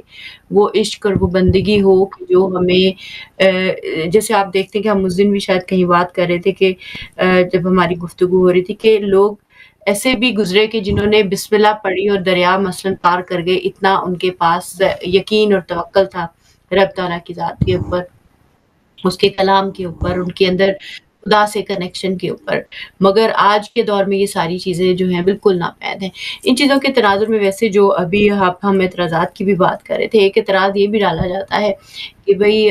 جناب سیدہ ظاہرہ ہم یہ بھی دیکھتے ہیں کہ بی بی فاطمہ وہ ہستی ہیں جن کے در پہ رسول خدا خود آ کر سلام کرتے ہیں، اور اس در پہ جب جلانے کے لیے لکڑیاں لائی جاتی ہیں تو بھئی امام علی علیہ السلام کیوں نہیں آئے؟ ایسے کیسے ہو سکتا ہے کہ جو اتنا بہادر یعنی ہستی ہوں اور وہ یعنی جو ذوالفقار کے مالک ہوں اور جنہوں نے ہر جنگ میں یعنی جیت ہی دکھائی ہو، تو اس کے اندر جو ہے وہ ان کے گھر پہ حملہ اور بی بی جناب دروازہ کھول رہی ہیں، وہ کیسے ممکن ہے؟ یہ کانسیپٹ کئی لوگوں کے بالکل سمجھ میں نہیں آتا کہ یہ کیسے ممکن ہی کیسے ہے۔ مطلب تو پہلا پوائنٹ جو ذہن میں تھوڑا سا یہ بھی آتا ہے کہ کئی لوگ جو اس حد تک تو مان ہی لیتے ہیں کہ جی لکڑیاں لے کر گئے تھے اور دروازے پہ گئے تھے، تو یہ ایک جہاں پہ باقی چیزیں آپ بہتر وضاحت کر سکتی ہیں۔ تو اس میں ایک جو چیز یہ آتی ہے کہ پہلے لکڑیاں اور وہ بھی در رسول کے اوپر لے کر جانا اور اس بی بی کے در پہ لے کر جانا جس پہ پوری زندگی ہم یہ دیکھتے ہیں کہ رسول خدا جب بھی حرم تشریف لے کر یعنی مسجد نبوی جاتے ہیں یا رستے میں کہیں بھی جاتے ہیں، کہیں سے بھی آتے ہیں، تو سب سے پہلا جو کام کرتے ہیں وہ بی بی سیدہ کے دروازے پر جاتے ہیں اور سلام پیش کرتے ہیں، اور جب وہ تشریف لاتی ہیں یا وہ تو ان کے لیے اپنی عبا بچھاتے ہیں، تو وہ ان کی تعظیم بتا رہے ہیں، اور اس در پہ آپ جا کے لکڑیاں اور دروازے جلانے کے لیے بندے لے کر جا رہے ہیں کیونکہ جی یہ یعنی مثلاً اپنا جواز حکومت انہوں نے جو ہے ایکسیپٹ کروانا ہے یا جو بھی ان کی ریزن ہے۔ تو تھوڑا سا اس کی بھی وضاحت فرمائے گا اور کنکلوسیولی کیا پیغام بنتا ہے، کیونکہ 35 منٹ ہے تو 45 منٹ یعنی ہمارے پاس میرا 10 سے 12 منٹ میرا خیال ہے بنتے ہیں، 10 سے 12 منٹ، 10 منٹ تقریباً آپ سمجھیں۔ دیکھیے یہ جو ہے تو آپ کی اس کوشچن کو میں مختصر کرتے ہوئے کہ ہم ایک اور پوائنٹ پہ بھی بات کرنا چاہ رہے تھے، اس کی طرف بھی آتے ہیں۔ یہاں پر اگر ہم اعتراضات کی بات کریں نا سسٹر فائزہ، میں نے اس بات کو پہلے ہی کہہ دیا کہ ان تمام اعتراضات کا مقصد جو ہے وہ صرف اور صرف شہزادی کے ان سیاسی اقدامات کو کم کرنا ہے، اس کے علاوہ اور مدد، کوئی مقصد نہیں ہے، بالکل اور اس کے علاوہ کوئی مقصد نہیں ہے۔ جب آپ نے حق کو تسلیم نہیں کرنا تو آپ کے پاس اس کے لیے بھی جواز بہت ہیں، اور جب آپ تلاش میں بالکل ہوتے ہیں تو آپ وہاں تک پہنچ جایا کرتے ہیں۔ اس کے علاوہ جیسے صحیح بات آپ نے ایک اعتراض کا ذکر کیا، دیکھیے اس کے اعتراض کے لیے جو ہے وہ رسول خدا صلی اللہ علیہ وآلہ وسلم نے آخری دنوں میں جیسی اپنی زندگی گزاری ہے وہ ہمارے سامنے ہے، اور وہ زندگی کے ایام ایسے تھے جس میں واقعہ بھی ذکر کیا جاتا ہے کہ رسول اللہ کو کاغذ قلم نہیں دیا گیا تھا، اور میں سمجھتی ہوں کہ اگر کاغذ قلم دے بھی دیا جاتا تو اس کے ساتھ اس تحریر کے وہی سلوک کیا جاتا جو تحریر باب فدق کے لیے جناب سیدہ فاطمہ الزہرا کو دی گئی تھی۔ دیکھیے جن کی نہیں، اور اس تحریر پہ ہے ایک اس چھوٹی کی سی ایڈ کرتی چلو، معذرت چاہتی ہوں قطع کلامی کے لیے، کہ غدیر جیسا جو مقام تھا جہاں پہ 30,000 یا 90,000 یا جو بھی اسٹرینتھ بتائی جاتی ہے، جہاں ہر بندہ موجود تھا، جب وہاں پہ اتنا بڑا خطبہ رسول خدا نے دے دیا اور وہ سب کو بھول گیا تو لکھ کے دے بھی دیتے وہ، تو وہ کون سا ان کو یاد رہ جانا تھا جب وہ اپنا تو حجت تمام کر چکے تھے، لیکن یہ صرف کچھ چیزیں خود ان کو بتانے کے لیے کہ تم ہو کیا، اس سنس میں آپ کے لیے ایک ذریعہ بن جاتی ہیں۔ لیکن بہرحال آپ بات مکمل کیجیے، میں نے کہا یہ بھی امپورٹنٹ ہے کہ اس کو بھی سمجھا جائے، اس بات کو بھی۔ اس بات کو سمجھا جائے جہاں پر غدیر خم کے میدان کو بلا دیا گیا، بلایا نہیں گیا سسٹر فائزہ۔ دیکھیے آج تک تاریخ میں ہر چیز واضح ہے، وہ ایک شعر ہے بڑا اچھا مجھے لگتا ہے، خدا نے حقیقت میں لچک رکھی ہے،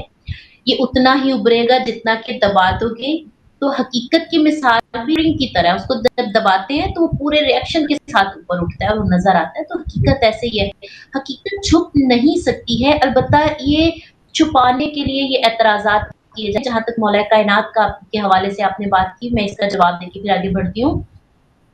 دیکھیے رسول خدا نے کیونکہ اپنی زندگی کے آخری ایام میں حالات کو دیکھ لیا تھا اور بڑی اچھی طرح سے سمجھ گئے تھے، اور واقعہ کرتاس جو ہے قلم اور کاغذ نہ دینے کا جو واقعہ ہے وہ بھی ہمارے سامنے، پھر اس پر بھی اعتراض کیا جاتا ہے کہ علی خود دے دیتے، لیکن کیونکہ علی سے طلب نہیں کیا گیا تھا، یہ بھی بتاتے چلوں، علی سے طلب نہیں کیا گیا تو مولا کائنات نے نہیں دیا، جن سے طلب کیا گیا تھا انہوں نے نہیں دیا۔ مولا کائنات کی تو اس میں بات ہی نہیں، چاہے وہ موجود ہیں لیکن مانگا نہیں گیا۔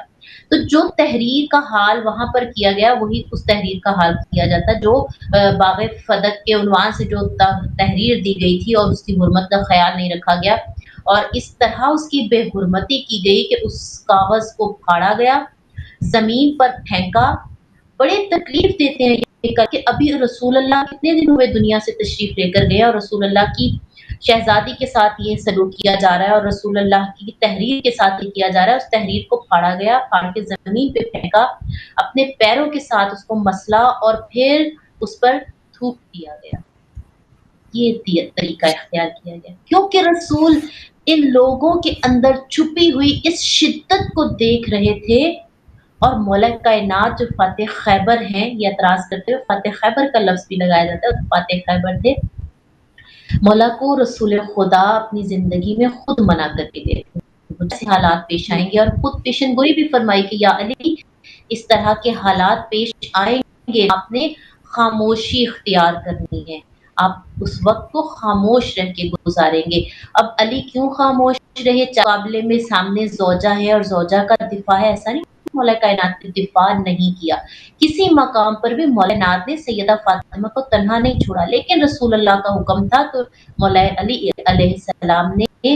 علی ابن طالب علیہ السلام نے تلوار نہیں اٹھائی ہے، کیونکہ علی وہ ذات ہے کہ جو تلوار اٹھاتے ہیں تو رضائی کے لیے، اور اگر تلوار اپنی نیت دیتے ہیں تو رضائے الہی کے لیے، اگر حکم رسول اللہ ہوتا تو مولا کائنات اس کو ضرور انجام دیتے، کیونکہ رسول اپنی زندگی میں کر کے گئے ہیں۔ کسی کے لیے اگر ہدایت دل میں نہیں، ایمان کے بعد کی اگر ایمان دل میں ہے تو کسی کا کہہ دینا ہی کافی، اور اگر ان کی شمع دل میں روشن نہیں ہے تو پھر وہ تحریر بھی سامنے آ جائے تو اس کی بے حرمتی کرتے ہوئے بھی کوئی خوف خدا محسوس نہیں ہوتا ہے۔ لہٰذا ये एतराज़ात थे। इन एतराज़ात का मकसद सिस्टर फ़ाइज़ा सिर्फ़ कम रंग करना है। आज देखिए कम करना मकसद सिर्फ़ इसलिए कि लोग इस चीज़ को ना समझें। आप देखिए कभी भी मुहर्रम की मजालिस के हवाले से हमें कोई भी मुश्किलात का सामना नहीं होता, लेकिन अय्याम-ए फ़ातिहा में कम से कम हमारे ये पाकिस्तान के माहौल में पर जो है वो एंटी शिया काम बहुत ज़्यादा होता है, तो अय्याम-ए फ़ातिमिया में बहुत सारे लोग सामने आते हैं और एतराज़ात और मुख्तलिफ़ किस्म के कलिमात और खिताब और ये सारी चीज़ें सामने आती हैं। क्यों? आखिर वो हसासियत पाई जाती है जहाँ से डर है कि कहीं ऐसा ना हो कि लोग राहे हक की तरफ आ जाएँ। यही तो वो इक़दामात हैं जो जनाब सैयदा फ़ातिमा ज़हरा सलामुल्लाह अलैहा ने अपनी ज़िंदगी में किए हैं। यही तो वो इक़दामात हैं कि जिन इक़दामात से ये आज भी ज़माना खौफ़ज़दा है। आज भी लोग डरते हैं कि अगर कोई इन कलिमात को समझेगा, देखेगा तो वो हक तक पहुँच जाएगा। यही तो जनाब सैयदा फ़ातिमातुज़ ज़हरा के सियासी बसीरत थी कि बीबी ने कहा था कि मुझे रात की के अंधेरे में रात में तदफ़ीन कर दी जाए। इन कलिमात को हम समझे तो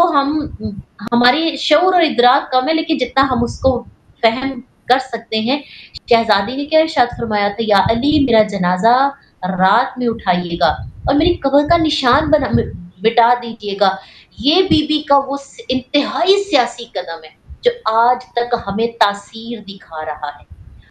अपने अहले सुन्नत के उलमा जो हैं वो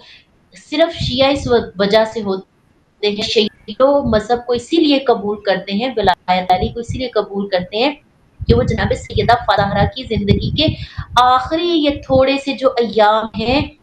मुताला करते हैं और इन्हीं अय्याम को जब हम मनाते हैं तो फिर बेशुमार एतराज़ात का एक अंबार होता है जिसमें लोगों को उलझाकर उस हकीकत से दूर रखने की कोशिश की जाती है। अब जनाब सैयदा फ़ातिमा ज़हरा का एक सियासी कदम ये कि शहज़ादी ने कहा मेरी कब्र का निशान मिटा दिया जाए। क्यों निशान मिटा दिया जाए? शहज़ादी जानती हैं, वो सियासी बसीरत रखती हैं। देखिए एक सियासत होती है जो सियासत होती है। एक सियासत जो हमारे माहौल में पाई जाती है, बस जज़्बाती होकर आपको जिससे उनसियत हुई हम उसके पीछे एक सियासत शऊर की होती है, आलिमाना होती है। शहज़ादी की सियासत जो थी वो आलिमाना थी, बीबी की सियासत शऊर पर मबनी थी, बसीरत पर मबनी है, हिकमत अमली पर मबनी है। ये शहज़ादी कौनैन का दुनिया से जाते हुए आखिरी कलिमात में कि अपनी वसीयत में मुझे तदफ़ीन मेरी हो तो फिर मेरा कब्र का निशान ना रहे, क्योंकि ये जानते हैं कि हमने रसूल की बेटी के साथ जो सलूक किया है उसका पूरा मदीना गवाह आँखें तो देख रही हैं, कोई गवाही देता है या नहीं देता, लेकिन मुअर्रिख़ीन ने वो चीज़ तारीख़ में लिख दी। अब क्योंकि बीबी के आखिरी अय्याम में ये बीबी से माफ़ी भी माँगने आए तो जनाब सैयदा फ़ातिमातुज़ ज़हरा ने माफ़ नहीं किया और फरमाया कि मैं खुदा रसूल अल्लाह की बारगाह में जाकर शिकायत करूँगी। रसूल ने फरमाया है दुनिया से चली गई तो गोया रसूल अल्लाह नाराज़ चले गए। अब आखिरी सियासत जो थी वो कहाँ पर इन्होंने चमकानी थी, आखिरी सियासत चमकाई जानी थी जनाब सैयदा फ़ातिमा ज़हरा की कब्र कुशाई की जाती।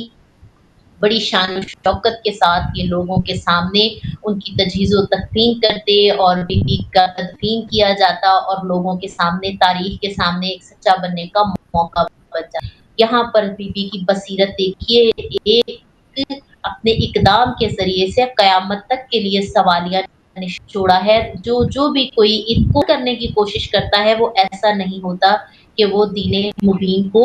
समझ ना पाए। लिहाज़ा सैयदा कौनैन की ज़िंदगी के ये आखिरी कलिमात जो हैं हमारे लिए हर तरह से मशाल राह हैं और बिलख़ुसूस सैयदा फ़ातिमा ने, क्योंकि मैंने बताया वैसे तो बीबी मर्दों के लिए भी उसवा हसना है, जब आइमा के लिए उसवा हसना है, लेकिन ख़वातीन के लिए और अपनी बसीरत के ज़रिए से ख़वातीन की बसीरत को भी जगाने की कोशिश की और यही मैं अपनी मुकम्मल करूँगी, एंड करूँगी कि फ़ातिमा ज़हरा ने अपनी इस सियासी बसीरत के साथ-साथ विलायत और इमामत का दिफ़ा करने के साथ-साथ और लोगों को विलायत से आगाह करने के साथ-साथ शहज़ादी कौनैन ने ख़वातीन को भी जोड़ा। इस मैदान में वो खातून हो आगे बढ़ी हैं और खुद आगे बढ़कर जब आगे बढ़ी तो ख़वातीन को भी वो उन्होंने اجاگر کیا اور بتایا کہ معاشرے میں جتنا مرد کا کردار ہے اسی طرح سے خاتون کا بھی اس کی اصلاح کے لیے کردار ہے۔ بی بی فرماتی ہیں، بی بی فاطمہ الزہرا کی دین سے ارشاد فرمایا کہ تم پر خاموشی اختیار کی، انجام بھی انہی کے ساتھ ہوگا جنہوں میں حق نہ ہے۔ یہ بہت بڑا ہے۔ اگر ہم کسی بھی ظلم پر آواز بلند نہیں کرتے تو گویا شہزادی کونین سیدہ فاطمہ الزہرا ہمیں بتا رہی کہ اگر کسی کے حق کے لیے آپ آواز بلند نہیں کرتے، آپ ظلم پر خاموشی اختیار کرتے ہیں تو گویا آپ بھی حق چھیننے میں شامل ہو جاتے ہیں، آپ والوں میں شامل ہو جاتے ہیں۔ پھر دوبارہ آخر پر میں یہ بات کہوں گی کہ ظلم صرف نہیں ہوتا جو تیر تلواروں کے ساتھ کیا جائے، جو گولی کے ساتھ اور میزائلوں کے ساتھ کیا جائے، صرف وہ ظلم نہیں ہوتا۔ ظلم اس سے بڑا ظلم وہ ہے، نسل کشی سے بھی بڑا ظلم جو ہے وہ اخلاق کشی ہے، وہ کشی ہے، جس سے ہمارے معاشرے کو سلو پوائزن کے ذریعے سے ختم کیا جا رہا ہے۔ اور بی بی یہاں پر خواتین کو خاص طور پر متوجہ کر رہی ہیں کہ وہ ظلم جو جانوں پر کیا جاتا ہے وہ ایک الگ ظلم ہے، جو تمہاری تربیت پر، اخلاق پر اور معاشرے کو بگاڑنے کے لیے ظلم کیا جاتا ہے وہ نوعیت ایک الگ ہے۔ اور اگر اس ظلم کے مقابلے میں کھڑے نہیں ہوگے، قیام نہیں کرو گے، کوشش نہیں کرو رد کرنے کی کوشش نہیں کرو گے، اس کے خلاف اقدامات نہیں کرو گے تو بھی ظالمین میں ہی شامل ہو جاؤ گے۔ لہذا خداوند عالم ہمیں جناب سیدہ فاطمہ الزہرا کی حیات طیبہ کو پڑھنے کی، سمجھنے اور عمل کرنے کی توفیق عنایت فرمائے۔ بالخصوص ہم خواتین کے لیے خداوند عالم کے لیے دعا ہے کہ جیسے جناب سیدہ فاطمہ الزہرا نے اپنی سیاسی بصیرت کے ذریعے سے، اپنی اخلاقی عملی حکمت عملی کے ذریعے سے، اپنے کردار کے ذریعے سے اسلام کے پودوں کی آبیاری کی ہے اور ولایت کا دفاع کیا ہے، خداوند عالم ہمیں بھی امام زمانہ عجل اللہ تعالی فرجہم کے حق میں کام کرنے کی توفیق عنایت فرمائے۔ بہت بہت شکریہ سسٹر عادیہ، آپ نے بہت ہی خوبصورتی سے بہت اہم نکات کی طرف جو ہے ہماری رہنمائی کی، جو خطبہ سے بھی ریلیٹڈ تھے اور اس کے اندر جو موجود اہم عنوانات تھے۔ ہم بے حد ممنون اور مشکور ہیں۔ ابھی ہم انشاءاللہ جو ہے اپنے اگلے عنوان کی طرف بڑھیں گے، اور ظاہر ہے اس سے پہلے یہ ہے کہ ہمیں یہ کوشش کرنی ہے کہ بی بی کے جو بھی خطبات ہیں ان چیزوں کو ہم سنجیدگی سے لیں، ان کو صرف ایک رسمی انداز سے مت لیں جیسے ہم زندگی کی ہر چیز کو لے لیتے ہیں۔ بہرحال ابھی ہم اپنے اگلے پارٹ کی طرف بڑھیں گے، اور اس پارٹ میں ہم نے جو آج ڈسکس کریں گے وہ رہبر معظم کی اہم ترین جو خطبہ ابھی ریسنٹلی کچھ دن پہلے ہوا، اس میں انہوں نے نوجوانوں سے خطاب کیا، کچھ رہنمائی کے اصول بیان کیے۔ تو ہم کچھ جاننے کی کوشش کریں گے کہ وہ کیا اہم نکات جو ہیں وہ رہنمائی کے اعتبار سے نوجوانوں کے لیے انہوں نے بیان کیے اور کیوں بیان کیے، ان کی کیا اہمیت ہے اور وہ کیا ہے اٹ سیلف، اور کیوں ضروری ہے کہ رہبر معظم کی جو خطبات ہیں، ان کی جو گائیڈنس ہے اس کے اوپر ہم اپنی نگاہ رکھیں۔ ان ساری چیزوں پہ ہم بات کریں گے۔ ہمارے ساتھ موجود ہیں مولانا تصور عباس شافی صاحب، ہم ان کو خوش آمدید کہیں گے، ایام عزا کی تعزیت پیش کریں گے، اور بے حد ممنون اور مشکور ہیں آگا آپ کی وقت کے لیے اور شمولیت کے لیے کہ آپ نے ہدایت ٹی وی کے لیے ایک بار پھر سے وقت نکالا اور ہمارے ساتھ شامل ہوئے اس اہم موضوع کے اوپر۔ آپ کو السلام علیکم، خوش آمدید۔ اور آپ سے یہ جاننا چاہیں گے کہ سب سے پہلے تو یہ کہ رہبر معظم کا جو یہ خطبہ ہوا ہے اس کی تھوڑی سی ہمیں بتائے گا کہ اہمیت کیا ہے اور کیوں ضروری ہے کہ ہم رہبر کے جو کلمات ہیں ان کی طرف نگاہ رکھیں، تاکہ وہ لوگ جو شاید نہیں سمجھتے ان چیزوں کو یا سمجھنے کی کوشش میں ایکچولی رہتے ہیں مگر جواز سمجھ نہیں پاتے سم ٹائم، تو ان کو بھی رہنمائی حاصل ہو سکے۔ السلام علیکم ورحمۃ اللہ۔ سب سے پہلے آپ کو ایام عزا کی تعزیت عرض کرتے ہیں اور آپ کا شکریہ کہ آپ نے اتنے مہم موضوع کے اوپر لب کشائی کرنے کا ایک دفعہ موقع فراہم کیا۔ ظاہر ہے ہر قوم، ہر مکتب اور ہر سوسائٹی، ہر جامعہ، ہر ملک اسی وقت کامیاب ہو سکتا ہے کہ جب وہ اپنے رہبر کو اس طریقے سے فالو کرے، رہبر کو اس طریقے سے ان کی تعلیمات کو، رہبر کو اس طریقے سے ان کے جو اقوال ہیں ان کو دیکھے اور سمجھے، اور سمجھ کر پھر کیا کرے، اپنے لیے گائیڈ لائن اس سے کیا کرے، نکالے۔ ظاہر ہے رہبر معظم سید علی خامنہ ای دامت ظلہ العالی نے جو لاسٹ ان کا ریسنٹلی جو خطاب ہوا ہے بہت ہی مہم خطاب ہوا ہے، اور اس کے ساتھ ساتھ اگر ہم یہ دیکھ لیں کہ اس خطاب کے اندر جو نکات بیان کیے ہیں وہ بھی ہمارے لیے مشعل راہ ہیں. میں کوئکلی ان نکات کو بیان کروں گا، اور نکات کے ساتھ ساتھ جو ہمارے لیے میسیجز ہیں ان کی طرف بھی اشارہ کروں گا. سب سے پہلے اس کا بیک گراؤنڈ بتا دوں کہ یہ خطاب جو ریسنٹلی ہوا ہے وہ کیوں ہوا ہے اور کن کے ساتھ ہوا ہے. خطاب کا جو مخاطب تھے وہ جوان تھے، چونکہ رہبر معظم سید علی خامنہئی دامت جلالہ علی سال میں مختلف اوقات میں مختلف طبقہ زندگی سے تعلق رکھنے والے افراد سے خطاب کرتے ہیں، ملاقات کرتے ہیں، ان سے ان کی مشکلات پوچھتے ہیں، اور مشکلات کے ساتھ ساتھ جو ان کو گائیڈ لائن دیتے ہیں وہ ہمارے لیے مہم ہے، سب کے لیے مہم ہے، اسپیشلی جو گائیڈ لائن جوانوں کے لیے ہیں وہ مہم ہے.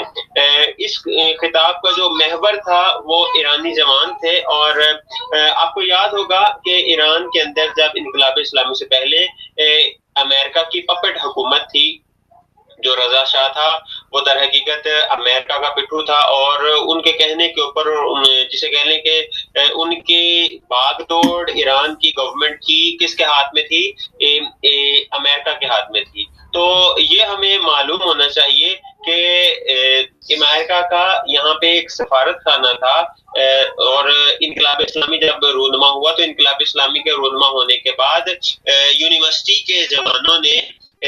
کیا کیا، ہمت دکھائی، اور اس جو جاسوسی اڈے کو سفارت خانے کا جو نام رکھا تھا جاسوسی اڈا تھا، اور اس کو تسخیر کیا. اس کو تسخیر کرنے سے مراد یہ کہ اس کو فتح کیا، اس کے اوپر اپنا کنٹرول حاصل کیا، اور کنٹرول حاصل کرنے کے بعد پھر جو وہ اس دن کو منایا جاتا ہے، اور جب اس سفارت خانے کے اوپر کنٹرول حاصل کیا، بہت ہی مہم چیز ہے ایک ملک کے لیے، ایک ملک کے جوانوں کے لیے کہ وہ اپنے سب سے بڑے دشمن کو اس طریقے سے، اور اپنے سب سے بڑے دشمن کو اس کے اڈے کو اور اس کے جو تمام چیزیں ہیں اس کو کیا کریں، اپنے ہاتھوں میں لے لیں. ہم ایران کے اندر اس دن کو بڑے شدت سے منایا جاتا ہے، یونیورسٹیز کے اندر پروگرام ہوتے ہیں، اور رہبر معظم بھی اسی دن کے عنوان سے جوانوں سے اسپیشلی خطاب کرتے ہیں. تو یہ خطاب جوانوں کے ساتھ تھا. میں بتاتا چلوں کہ یہ جو سفارت خانہ تھا، میں آگے چل کے بیان کروں گا، در حقیقت یہ جاسوسی کا ایک اڈا تھا جس کو تسخیر کیا، جس کو پر کنٹرول حاصل کیا، تاکہ جو جاسوسی ہو رہی تھی مشرق وسطیٰ میں مڈل ایسٹ کی، اس کو روکا جا سکے. رہبر معظم نے جو اپنے خطاب کا آغاز کیا، چونکہ ایام عزا بھی چل رہے ہیں، آپ کو بھی بہتر معلوم ہے کہ شہادت جناب سیدہ کی 2 روایتیں ہیں، ایک 75 ڈیز کی ہے اور ایک 90 ڈیز کی ہے. تو خود جمہوری اسلامی ایران کے اندر جو پہلی روایت کو بھی اس کے حوالے سے بھی مناسبات اور مجالس ہوتی ہیں، اور دوسری روایت کے حوالے سے بھی ہوتی ہیں. یعنی یہ پورا 15 سے 20 دن ایام شہادت کے طور پہ، جناب سیدہ کے طور پہ منائے جاتے ہیں. تو رہبر معظم سید علی خامنہئی نے اس چیز کی طرف اشارہ کرتے ہوئے زور دیا کہ دیکھیں، ہم جناب سیدہ کا نام لیتے ہیں، جناب سیدہ کے ساتھ ساتھ جناب زینب کا نام لیتے ہیں، تو یہ فقط نام کی حد تک ان سے رابطہ نہ ہو، بلکہ ہم اپنے عمل سے، اپنے گفتار سے، اپنے کردار سے کیا کریں، ثابت کریں کہ ہم جناب سیدہ کے ماننے والے ہیں، ہم جناب زینب کے ماننے والے ہیں. یہ تعلق فقط اور فقط زبانی نہ ہو بلکہ عملی ہو. اور کچھ خصوصیات رہبر معظم نے جناب سیدہ کی کیا کی تھی. سب سے پہلی خصوصیت جناب سیدہ کی رہبر معظم نے جو بیان کی وہ ولایت میں داری تھی، یعنی اپنا مرکز اور محور ولایت کو قرار دیا، اور ولایت کو قرار دینے کے بعد جو جناب سیدہ نے وہ قیام کیا وہ بھی ولایت کے دفاع کے لیے تھا. وہ جو زندگی گزاری ولایت کے دفاع کے لیے تھی، وہ جو زندگی کو گزارا وقف کیا ولایت کے دفاع کے لیے تھا. اور در حقیقت اپنے وقت کے، اپنے زمانے کے ولی، اپنے وقت کے امام کے دفاع کے لیے، امام کی نصرت کے لیے جناب سیدہ نے کیا کیا، زندگی گزاری بعد از وفات. اور جب حق نہیں دیا گیا تو اس حق کی خاطر جناب سیدہ دربار میں گئیں. اس حق کی خاطر جناب سیدہ نے مدینہ کے ایک ایک دروازے کو کھٹکھٹا کے یہ کہا کہ 2 مہینہ 10 دن پہلے غدیر کے دن جو ولایت کی گواہی دی تھی، فقط اس کا آگے اظہار کر دو کہ ہاں رسول نے کیا کیا ہے، غدیر کے مقام پہ علی کو ولی مقرر کیا ہے. اس حق کی خاطر، رسول کے اس فرمان کی خاطر، علی کی ولایت کی خاطر، علی کی خلافت کی خاطر جناب سیدہ نے قیام کیا. تو ہمیں بھی کیا کرنا چاہیے، جناب سیدہ سے یہ الہام لینا چاہیے، ہمیں بھی جناب سیدہ سے یہ سبق لینا چاہیے کہ ہم بھی ولایت کے دفاع کے لیے، ہم بھی اپنے وقت کے امام کے لیے، ہم بھی اپنے وقت کے ولی کے لیے، اگرچہ وہ ولی ظاہر نہیں ہے تو اس ولی کے ظہور کے لیے مقدمہ سازی کرنی چاہیے. دوسرا جو مہم نقطہ بیان کیا جناب سیدہ کی سیرت کا، وہ آداب ہمسری ہے، یعنی ہمسرداری، یعنی گھر کے اندر کس طریقے سے جناب سیدہ نے زندگی گزاری، کون سے وہ اصول تھے کہ جن کو اپنا کر جناب سیدہ نے کیا، جناب سیدہ کے بارے میں مولا علی نے یہ کہا پہلے دن کے جب رسول پاک نے پوچھا کہ یا علی زہرا کو کیسا پایا، تو مولا علی نے فرمایا کہ یا رسول اللہ مجھے خدا کی عبادت میں ایک بہترین ساتھی مل گیا. تو یہ بھی ہمارے لیے ایک درس ہے کہ ہم بھی اگرچہ کیا اسے کہتے ہیں، یہ صفت جناب سیدہ کی بیان کی، لیکن کلی طور پہ جناب سیدہ نہ صرف خواتین کے لیے نمونہ ہے بلکہ مردوں کے لیے بھی نمونہ ہے. ہم بھی کیا کریں، ہر وہ فرد کے جو شادی شدہ ہے اپنے ہمسر کے لیے، اپنی زوجہ کے لیے یا اپنے ہسبینڈ کے لیے اس طریقے سے سازگار ہو کہ وہ خدا کی عبادت کر سکیں اور خدا کی عبادت میں ایک دوسرے کو مددگار پا سکیں. دوسرا نقطہ، جو ایک اور نقطہ بیان کیا جناب سیدہ کا، کہ جناب سیدہ نے کس طریقے سے حجاب کی، کس طریقے سے عفت کی، کس طریقے سے حیا کی تعلیم دی ہے. میں ایک واقعہ اور اس کے بعد اپنے اصل موضوع کی طرف آؤں کہ ٹائم زیادہ نہ ہو جائے. کہ ایک دن جناب رسول خدا جناب سیدہ کے گھر میں تھے، تو ایک سائل آیا، دروازے پہ دستک دی اور رسول پاک دروازے پہ گئے. جناب سیدہ گھر کے کام کر رہی تھی، تو وہ ظاہراً آنکھوں سے اندھا تھا. تو جناب رسول پاک نے کہا کہ آپ اندر آ جائیں. تو جناب سیدہ نے رسول پاک سے فرمایا کہ اے بابا جان کچھ دیر لمحات ٹھہر جائیے، میں پردے میں چلی جاؤں. تو جناب رسول خدا نے فرمایا کہ اے فاطمہ اس کی تو آنکھیں نہیں ہیں، اور جو اندھے ہوں ان سے پردہ نہ بھی کیے جائے تو مشکل نہیں ہے. تو جناب سیدہ نے بہت بہترین جواب عطا فرمایا، کہا کہ بابا جان درست ہے، وہ مجھے نہیں دیکھ رہا لیکن میں تو اس سے دیکھ رہی ہوں. تو یہ ہمارے لیے نمونہ ہے کہ ہم کس طریقے سے کیا کریں، جناب سیدہ سے کس طریقے سے، جناب زینب سے اور کس طریقے سے اہل بیت سے کیا کریں، متصل ہوں، اور متصل فقط زبانی نہ ہوں بلکہ اپنی عمل سے بھی یہ ثابت کریں کہ ہم اہل بیت کے ماننے والے ہیں. دوسرا نقطہ جو رہبر معظم نے بیان کیا ہے اس خطاب میں، وہ یہ کہ جوانوں کو معنویت کی طرف دعوت دی، جوانوں کو قرآن کی طرف دعوت دی کہ قرآن کی طرف آئیں، قرآن کو اپنا ساتھی قرار دیں، قرآن کی ہر روز تلاوت کریں. جب بھی قرآن، نماز فجر ہو، نماز ظہر ہو، عصر ہو، کوئی جب بھی آپ مصلی عبادت پہ خدا کی بندگی کریں، خدا کی بندگی نماز کی صورت میں کریں، تو جس حد تک ہو سکے قرآن کو کیا کریں، متروک نہ کریں بلکہ قرآن کو کھولیں، قرآن کو پڑھیں. یہ شفا ہے انسانوں کے لیے، یہ شفا ہے انسان کی تمام بیماریوں کے لیے، اور یہ نجات کا نسخہ ہے. اور اہل بیت سے اپنا رابطہ اور اہل بیت سے اپنی محبت برقرار کریں، خدا سے اپنا رابطہ مستحکم کریں، خدا کو اپنا جو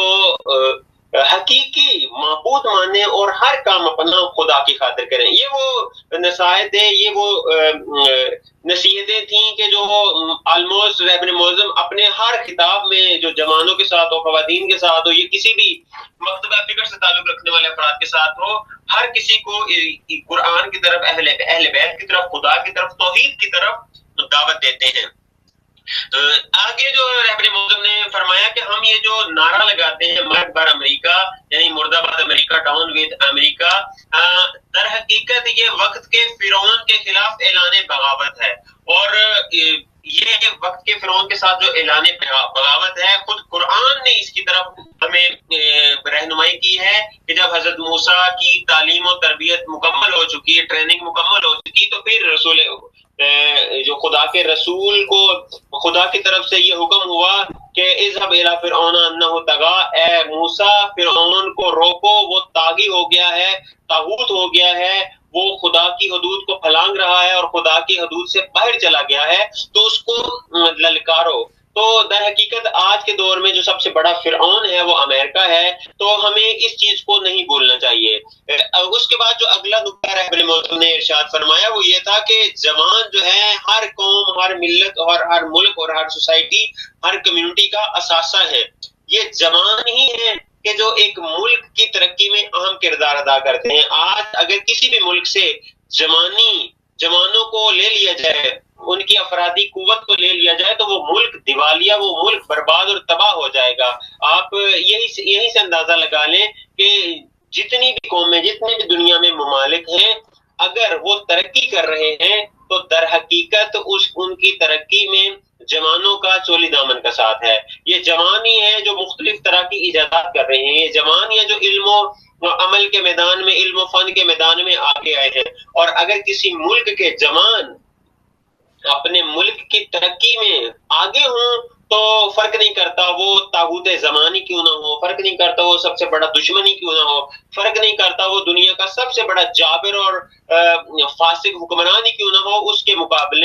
مقابلے میں برسرے پیکار آ جاتے ہیں۔ لیکن اگر جوان نہ ہوں تو آج ہم دیکھ لیں بہت سارے ممالک ہیں، عربی ممالک ہیں، وہ امریکہ کے سامنے گھٹنے ٹیکے ہوئے ہیں، وہ اسرائیل کے سامنے گھٹنے ٹیکے ہوئے ہیں۔ تو رہبر معظم نے یہ تاکید کی کہ آپ جوانوں کو بڑھ کر ملک کو اپنے ہاتھوں میں لینا ہے، آپ جوانوں کو بڑھ کر ملک کی ترقی اپنے ہاتھوں میں لینی ہے۔ کیوں؟ اس لیے کہ اگر جوان ایک ملک کی ترقی میں اپنا کردار ادا نہیں کرے گا تو وہ ملک ترقی نہیں کر سکتا۔ یہ وہ چیز ہے کہ جس کو ایران کے جوانوں نے اس دور میں جب انقلاب اسلامی آیا ثابت کیا، اور امریکہ کے اس دور کا جو سپر پاور تھا، جو اپنے آپ کو یہ کہتا تھا کہ اس کے بعد اب کوئی سپر پاور نہیں ہے، اس کے ایک جاسوسی اڈے کو جو سفارت امریکہ کے نام سے تھا تہران کے اندر، اس کو تسخیر کیا، اس کو فتح کیا، اس کے اوپر قبضہ کیا، اور اس کے ساتھ ساتھ اس کے اندر جو جتنے بھی منصوبے تھے امریکہ کے، یو ایس اے کے، ان کو دنیا کے سامنے دکھایا کہ یہ جو دنیا کو اپنے آپ کو ایک نجات دہندہ ثابت کر رہا ہے، اپنے آپ کو ایک نجات دینے والا ثابت کر رہا ہے، در حقیقت یہ سب سے بڑا منافق ہے۔ اور رہبر معظم کی شاید ظاہراً اس سے پچھلی گفتگو میں جو رہبر معظم نے اسی طرف اشارہ کیا تھا کہ یہ وہ بدبخت ملک ہے کہ جو پہلے مختلف ممالک کے اندر فسادات کو عام کرتا ہے، لڑائی کرواتا ہے، اور پھر خود ہی ان کے سامنے نجات دہندہ کے طور پہ اپنے آپ کو پیش کرتا ہے۔ اس کے بعد جو رہبر معظم نے جوانوں کو مہم نقطہ ہے، بہترین نقطہ ہے، اور واقعی ہمیں اس کی طرف ہم سب کو، جوانوں کو نہیں بلکہ ہر مکتبہ فکر سے تعلق رکھنے والا فرد کہ جو رہبر معظم کو اپنا آئیڈیل اور لیڈر مانتا ہے، اس کے لیے یہ نقطہ مہم ہے۔ رہبر معظم فرماتے ہیں کہ آج کے دور کے سیاسی مسائل ہوں یا کل کے آنے والے دور کے سیاسی مسائل ہوں، ہر انسان کو بالخصوص تمام چاہنے والوں کو اور بالاخص جوانوں کو ان مسائل سے آشنا ہونے کے لیے تگودو کرنی چاہیے۔ یعنی اپنے دور کے سیاسی مسائل، اپنے دور کے جو سیاسی اتار چڑھاؤ ہیں کسی بھی ملک میں ہو، انٹرنیشنلی ہوں یا نیشنلی ہوں، اس کو کیا کرنا ہے، آپ نے دقت کے ساتھ دیکھنا ہے، اور دقت کے ساتھ دیکھنے کے ساتھ ساتھ آپ نے اس کا عمیق اور دقیق مشاہدہ کرنا ہے، اور اس سے وہ سبق لینا ہے اور اپنے لیے حکمت عملی تیار کرنی ہے، تاکہ آنے والے وقت میں، تاکہ آنے والے مستقبل کے اندر اگر کوئی مشکل ہو، اگر کوئی مسئلہ ہو تو اس کو حل کیا جا سکے۔ یہ نقطہ تھا۔ اور اس کے بعد رہبر معظم نے فرمایا کہ دیکھیں دشمن ہمارا امریکہ دشمن ہے، اور یہ ازل سے دشمن ہے، جب سے انقلاب اسلامی ایران آیا سب سے بڑا دشمن اور پہلی دشمنی جو کی ہے وہ امریکہ نے کی ہے۔ لیکن اس دشمنی کی جو طریقہ واردات ہے، پہلے مستقیماً یعنی خود براہ راست یہ دشمنی کے طریقے اس نے اپنائے، لیکن جب دیکھا کہ یہ طریقے ناکارہ ہیں، یہ طریقے کارآمد نہیں ہے، تو وہی طریقہ کہ جو بر صغیر کے اندر ایسٹ انڈیا کمپنی نے اپنایا تھا کہ تجارت کے نام پہ ایسٹ انڈیا کمپنی بر صغیر میں آئی اور تجارت کے نام پر آہستہ آہستہ اس نے پورے بر صغیر کے اوپر قبضہ کر لیا. پورے بر صغیر کے جو ذخائر تھے، جو معدنیات تھیں، وہ وسائل کے جو ایک ملک کے لیے اساسی ہوتے ہیں، ان کو چرا کر وہ اپنے ملک میں لے گئے. تو ہو بہو جو امریکہ ہے یہ کیا کر رہا ہے، ایسٹ انڈیا کمپنی کی طرح اب ملک کی دوسرے ملکوں میں نفوذ کر رہا ہے. اور وہ جو نفوذ ہے وہ کس طریقے سے ہے، وہ پہلے ڈائریکٹلی اس نے کر کے دیکھا لیکن کامیاب نہیں ہوا. اب یہ نفوذ منافقین کی صورت میں کیا کر رہا ہے، یہ کر رہا ہے. تو رہبر معظم نے اس چیز کی طرف اشارہ کیا کہ دیکھیں آپ نے اس چیز کو بھی بھانپنا ہے کہ کون کون سے افراد ہیں کہ جو نفوذ کر رہے ہیں اور ان کا دشمن کا طریقہ واردات کیا ہے. کیونکہ جب آپ دشمن کے طریقہ واردات کو جان جائیں گے تو در حقیقت آپ دشمن کے تمام منصوبوں کو بھانپ لیں گے اور آنے والے دنوں میں یا مستقبل میں نقصان سے بچ جائیں گے. پھر رہبر معظم نے فرمایا کہ ایران اتنا قوی کیوں ہے، اتنا مضبوط اور اتنا طاقتور کیوں ہے. اس کی ایک ہی وجہ ہے کہ ایران نے کسی کے اوپر بھی انحصار نہیں کیا، بلکہ اپنے اوپر خود کفیل ہوا ہے، اپنے پاؤں پہ خود کھڑا ہوا ہے. کسی بیساکھی، کسی عرب بیساکھی، کسی غربی بیساکھی کا سہارا نہیں لیا، بلکہ اپنے پاؤں پہ خود کھڑا ہوا ہے. اور جب کوئی بھی قوم اگر اپنے پاؤں پہ خود کھڑی ہو تو اس کو دنیا کی کوئی بھی طاقت، کوئی بھی جو سپر پاور ہے گرا نہیں سکتی. اور ایران جو اپنے پاؤں پہ خود کفیل ہوا ہے، خود کھڑا ہوا ہے، اس کے پیچھے آئیڈیالوجی ہے، اس کے پیچھے وہ نظریہ ہے کہ جس نظریے کی بنیاد پر امام خمینی نے انقلاب برپا کیا، جس نظریے کی بنیاد پر آج یہ قوم امریکہ کو بمانگے دہل للکار رہی ہے. اور وہ نظریہ کون سا ہے؟ وہ نظریہ وہی ہے کہ جو رسول پاک نے ہجرت کے بعد مدینہ کے اندر سب سے پہلے جس کی بنیاد رکھی، وہ نظریہ حکومت اسلامی ہے. وہ نظریہ کون سا ہے؟ جس نظریے کی بنیاد پہ امام علی نے حکومت کی. وہ نظریہ کون سا ہے؟ جس نظریے کو بچانے کی خاطر امام حسین علیہ السلام نے کربلا میں اپنا سر دے دیا. وہ نظریہ کون سا ہے؟ جس نظریے کو بچانے کی خاطر جناب زینب نے اپنی چادر بھی لٹا دی. وہ نظریہ کون سا ہے؟ جس نظریے کی بنیاد پر، جس نظریے کو بچانے کی خاطر جناب سیدہ نے اپنا پہلو زخمی کروایا. جس نظریے کو بچانے کی خاطر جناب سیدہ وہ بی بی کہ جس کا سایہ کبھی سورج نے نہیں دیکھا، وہ بی بی چل کے دربار میں جا کے اس نظریے کا دفاع کرتی ہے. وہ نظریہ کون سا ہے؟ وہ نظریہ ولایت ہے. اور آج کے دور میں وہ نظریہ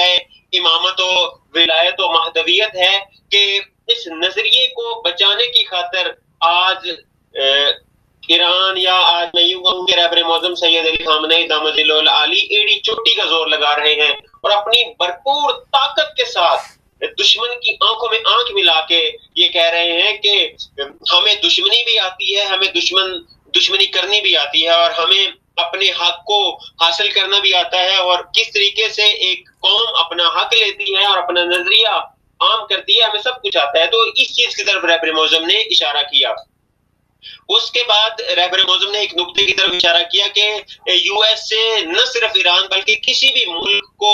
کے بارے میں یہ نہیں چاہتا کہ وہ خود کفیل ہو، وہ مضبوط ہو، وہ پاور میں آ جائے. کیوں؟ اس لیے کہ اگر وہ پاور میں آ جائے گا تو ان کی دکان بند ہو جائے گی. اگر کوئی ملک خود کفیل خود ہو جائے گا تو در حقیقت امریکہ کا اسلحہ نہیں سیل ہوگا. اگر کوئی ملک خود کفیل ہو جائے گا تو امریکہ کی جو 80% جو انڈسٹری ہے، جس کا دار و مدار ٹیکنالوجی کے اوپر ہے، جس کا دار و مدار اسلحے کی فروخت کے اوپر ہے، جس کا دار و مدار کس کے اوپر ہے؟ گاڑیوں کو سیل کرنے کے اوپر ہے، یہ ساری کی ساری انڈسٹری خراب ہو جائے گی، تباہ و برباد ہو جائے گی اگر کوئی ملک خود کفیل ہو جائے. بس اگر کسی ملک نے خود کفیل ہونا ہے تو سب سے پہلے اس کو امریکہ کی غلامی کرنی پڑے گی. امریکہ کا کیا کرنا پڑے گا؟ امریکہ کا ساتھ دینا پڑے گا اور اس کی ہاں میں ہاں ملانی پڑے گی. اور امریکہ کی ہاں میں ہاں ملانے کا مطلب ہے کہ اپنے ملک کو سیریا بنا دیا جائے. امریکہ کو کی ہاں میں ہاں ملانے کا مطلب ہے کہ اپنے ملک کو افغانستان بنا دیا جائے. امریکہ کی ہاں میں ہاں ملانے کا مطلب ہے اپنے ملک کو عراق بنا دیا جائے. یہ وہ ممالک ہیں کہ جنہوں نے امریکہ کی ہاں میں ہاں ملائی ہے تو امریکہ نے ان کا جو بنیادی ترین جو ڈھانچہ ہے اس کو تہس کر دیا ہے. آج آپ دیکھیں کوئی بھی ملک جس کے اوپر امریکہ نے تجاوز کیا ہے, امریکہ نے دراندازی کی ہے, مثلا افغانستان کی مثال لے لیں. ملک کئی سالوں سے امریکہ کے زیر تسلط رہا. جب امریکن اپنی دم بچا کے بھاگے یہاں پہ, اس ملک کو طالبان جن کے خلاف لڑتا رہا ہے انہی کے سپرد اس ملک کو کر دیا ہے. کیا حال ہے؟ اکانومی برباد ہے, اقتصاد برباد ہے, تجارت نہیں کر سکتا. یعنی اس طریقے سے امریکہ کیا کرتا ہے, ایک ملک کو تباہ و برباد کرتا ہے خود کفالت کے نام پر اور ترقی کے نام پر. اور یہ کیوں ہے؟ رہبر معظم نے اس نقطے کی طرف بھی اشارہ کیا کہ امریکہ کو یہ نشہ کیوں چڑھا ہوا ہے اور کب چڑھا ہوا ہے. دوسری جنگ عظیم کے تک امریکہ سکون سے تھا, امریکہ کو اتنا طاقت کا نشہ سوار نہیں تھا, لیکن دوسری جنگ عظیم کے بعد جب امریکہ کو طاقت کا نشہ چڑھا, امریکہ کے اندر استکبار آ گیا, تکبر آ گیا, غرور آ گیا, تو اس نے چاہا کہ میں ہر جگہ پہ کیا کروں, تصرف کروں, ہر جگہ پہ جا کر میں اپنا لوہا منواؤں, ہر جگہ پہ جا کر میں اپنی منمانی کروں. تو یہ دوسری جنگ عظیم سے طاقت کا نشہ, میں پہلے بھی شاید کسی مناسبت سے عرض کر چکا ہوں کہ دوسری جنگ عظیم کے بعد جو طاقت کا نشہ ہے وہ طاقت کا نشہ مختلف ممالک کو چڑھا اور انہوں نے طاقت کو بروئے کار لا کر پھر دوسرے ممالک کو تسخیر کرنا شروع کر دیا. یہ بات واضح ہے, یہ بات جاننے والی ہے, اور یہ بات دیکھیں واضح ہے کہ امریکہ ایک استکبار جہانی ہے, اس کو جاننا ضروری ہے. دیکھیں جب تک آپ دوست کو نہیں پہچانیں گے, جب تک آپ دشمن کو نہیں پہچانیں گے, یہ ہو نہیں سکتا کہ آپ خود کفیل ہو جائیں. آپ کو جہاں پر اپنے دوستوں کی ضرورت ہے اس کے ساتھ ساتھ اپنے دشمنوں کی شناخت کی بھی ضرورت ہے, کیونکہ دوست آپ کی مدد کرتا ہے لیکن دشمن آپ کے لیے منصوبے بناتا ہے کہ کس طریقے سے میں کیا کروں, ان کو زیر کروں. تو ہمیں ان منصوبے, جس طرح پہلے بھی رہبر معظم نے اشارہ کیا, دوبارہ تاکید کی کہ اس چیز کی طرف ہمیں توجہ کرنی چاہیے کہ امریکہ پوری دنیا کا دشمن ہے, بلکہ پوری دنیا نہیں بلکہ انسانیت کا دشمن ہے. اس چیز کو باور کر لینا چاہیے, اور باور کرنے کے ساتھ ساتھ ہمیں اس چیز کو بھی سامنے رکھنا چاہیے کہ امریکہ خاموش نہیں بیٹھے گا, بلکہ وہ روز اول سے ہی جب سے انقلاب اسلامی ایران رونما ہوا ہے وہ ایران کے خلاف, پوری دنیا کے خلاف, امت مسلمہ کے خلاف منصوبے اور نقشے بنا رہا ہے تاکہ کسی طریقے سے اس ملت اسلامیہ کو پارا پارا کیا جائے, اور پارا پارا کرنے کے بعد ان کے اوپر تسلط حاصل کیا جائے. بالکل. ایک نقطہ جو رہبر معظم نے ارشاد فرمایا وہ یہ تھا کہ جو اس دن 13 آبان جس کو کہتے ہیں ایرانی کیلنڈر کے مطابق, کہ جو سفارت خانہ تھا اس کو کیا گیا, سر کیا گیا, فتح کیا گیا اور کنٹرول حاصل کیا گیا. یہ فقط سفارت خانہ نہیں تھا بلکہ یہ جاسوسی کا ایک اڈا تھا, اور اسی لیے یہاں پہ فارسی میں اس کو کونسل گری نہیں کہتے بلکہ فارسی میں اس کو امریکہ کے اس کو لانے جاسوسی کہتے ہیں. لانے جاسوسی یعنی جاسوسی کا اڈا, جہاں سے پوری مڈل ایسٹ کی انفارمیشن اکٹھی کر کے کیا کی جاتی تھی, امریکہ میں منتقل کی جاتی تھی. اور مزے کی بات یہ ہے کہ جب اس کے اوپر انہوں نے کنٹرول حاصل کیا ہے تو ایک کتاب ہے, اس کے آئی تھنک بہت سارے والیومز ہیں, اسناد لانے جاسوسی. یعنی کون, اس کا مطلب کیا ہے, وہ ڈاکومنٹس کے جو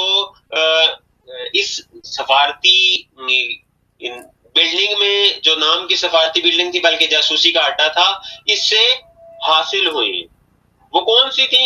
آئی تھنک سو بہت ساری اس کی والیومز ہیں, 10 سے زیادہ والیوم ہیں اس کے, اور وہ پڑھے تو آپ کو پتہ چل جائے گا کہ کیا کیا منصوبے ہیں اس رجیم صہیونستی کے, اس شیطان بزرگ امریکہ کے, کہ وہ مڈل ایسٹ میں اور بالخصوص مسلمانوں کے اندر اور امت مسلمہ کو کیا پارا پارا کرنے کے لیے کس طریقے سے وہ اپنے ہتھ کنڈے استعمال کرتے رہے اور کیا کرنے تھے. میں اس کی تفصیل میں نہیں جاؤں گا. اگلا نقطہ جو رہبر معظم نے بیان کیا وہ یہ کہا کہ دیکھیں ہم اپنے دین کے حوالے سے, اپنے مذہب کے حوالے سے, اپنے نظریے کے حوالے سے اور اپنے مکتب کے حوالے سے ایک چیز واضح کر لیں کہ ہم نے امت اسلامیہ کا جزو بننا ہے، نہ کہ امت اسلامیہ کو پارا پارا کرنا ہے. اور امت جب تک ایک امت واحدہ نہیں بنیں گے، جب تک ہم ایک نہیں ہوں گے، تب تک ہم ان دشمنوں کے اوپر کسی طریقے سے بھی کنٹرول حاصل نہیں کر سکیں گے. جو رہبر ہمیشہ یہ کہتے ہیں کہ وحدت کے اوپر زور دیتے ہیں، البتہ وہ کون سی وحدت کے جس کے اندر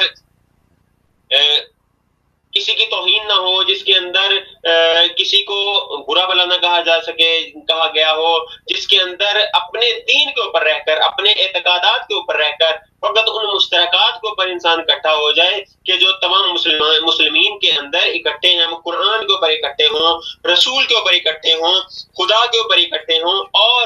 قیامت کے اوپر اکٹھے ہوں. اور چونکہ ہم سب کا ایک امت مسلمہ کا ایک دشمن ہے، اس دشمنی پہ اکٹھے ہو جائیں، فقط ایک کام یہ کر لیں تو ہم اپنے آج کے اس شیطان بزرگ کو کیا کر سکتے ہیں؟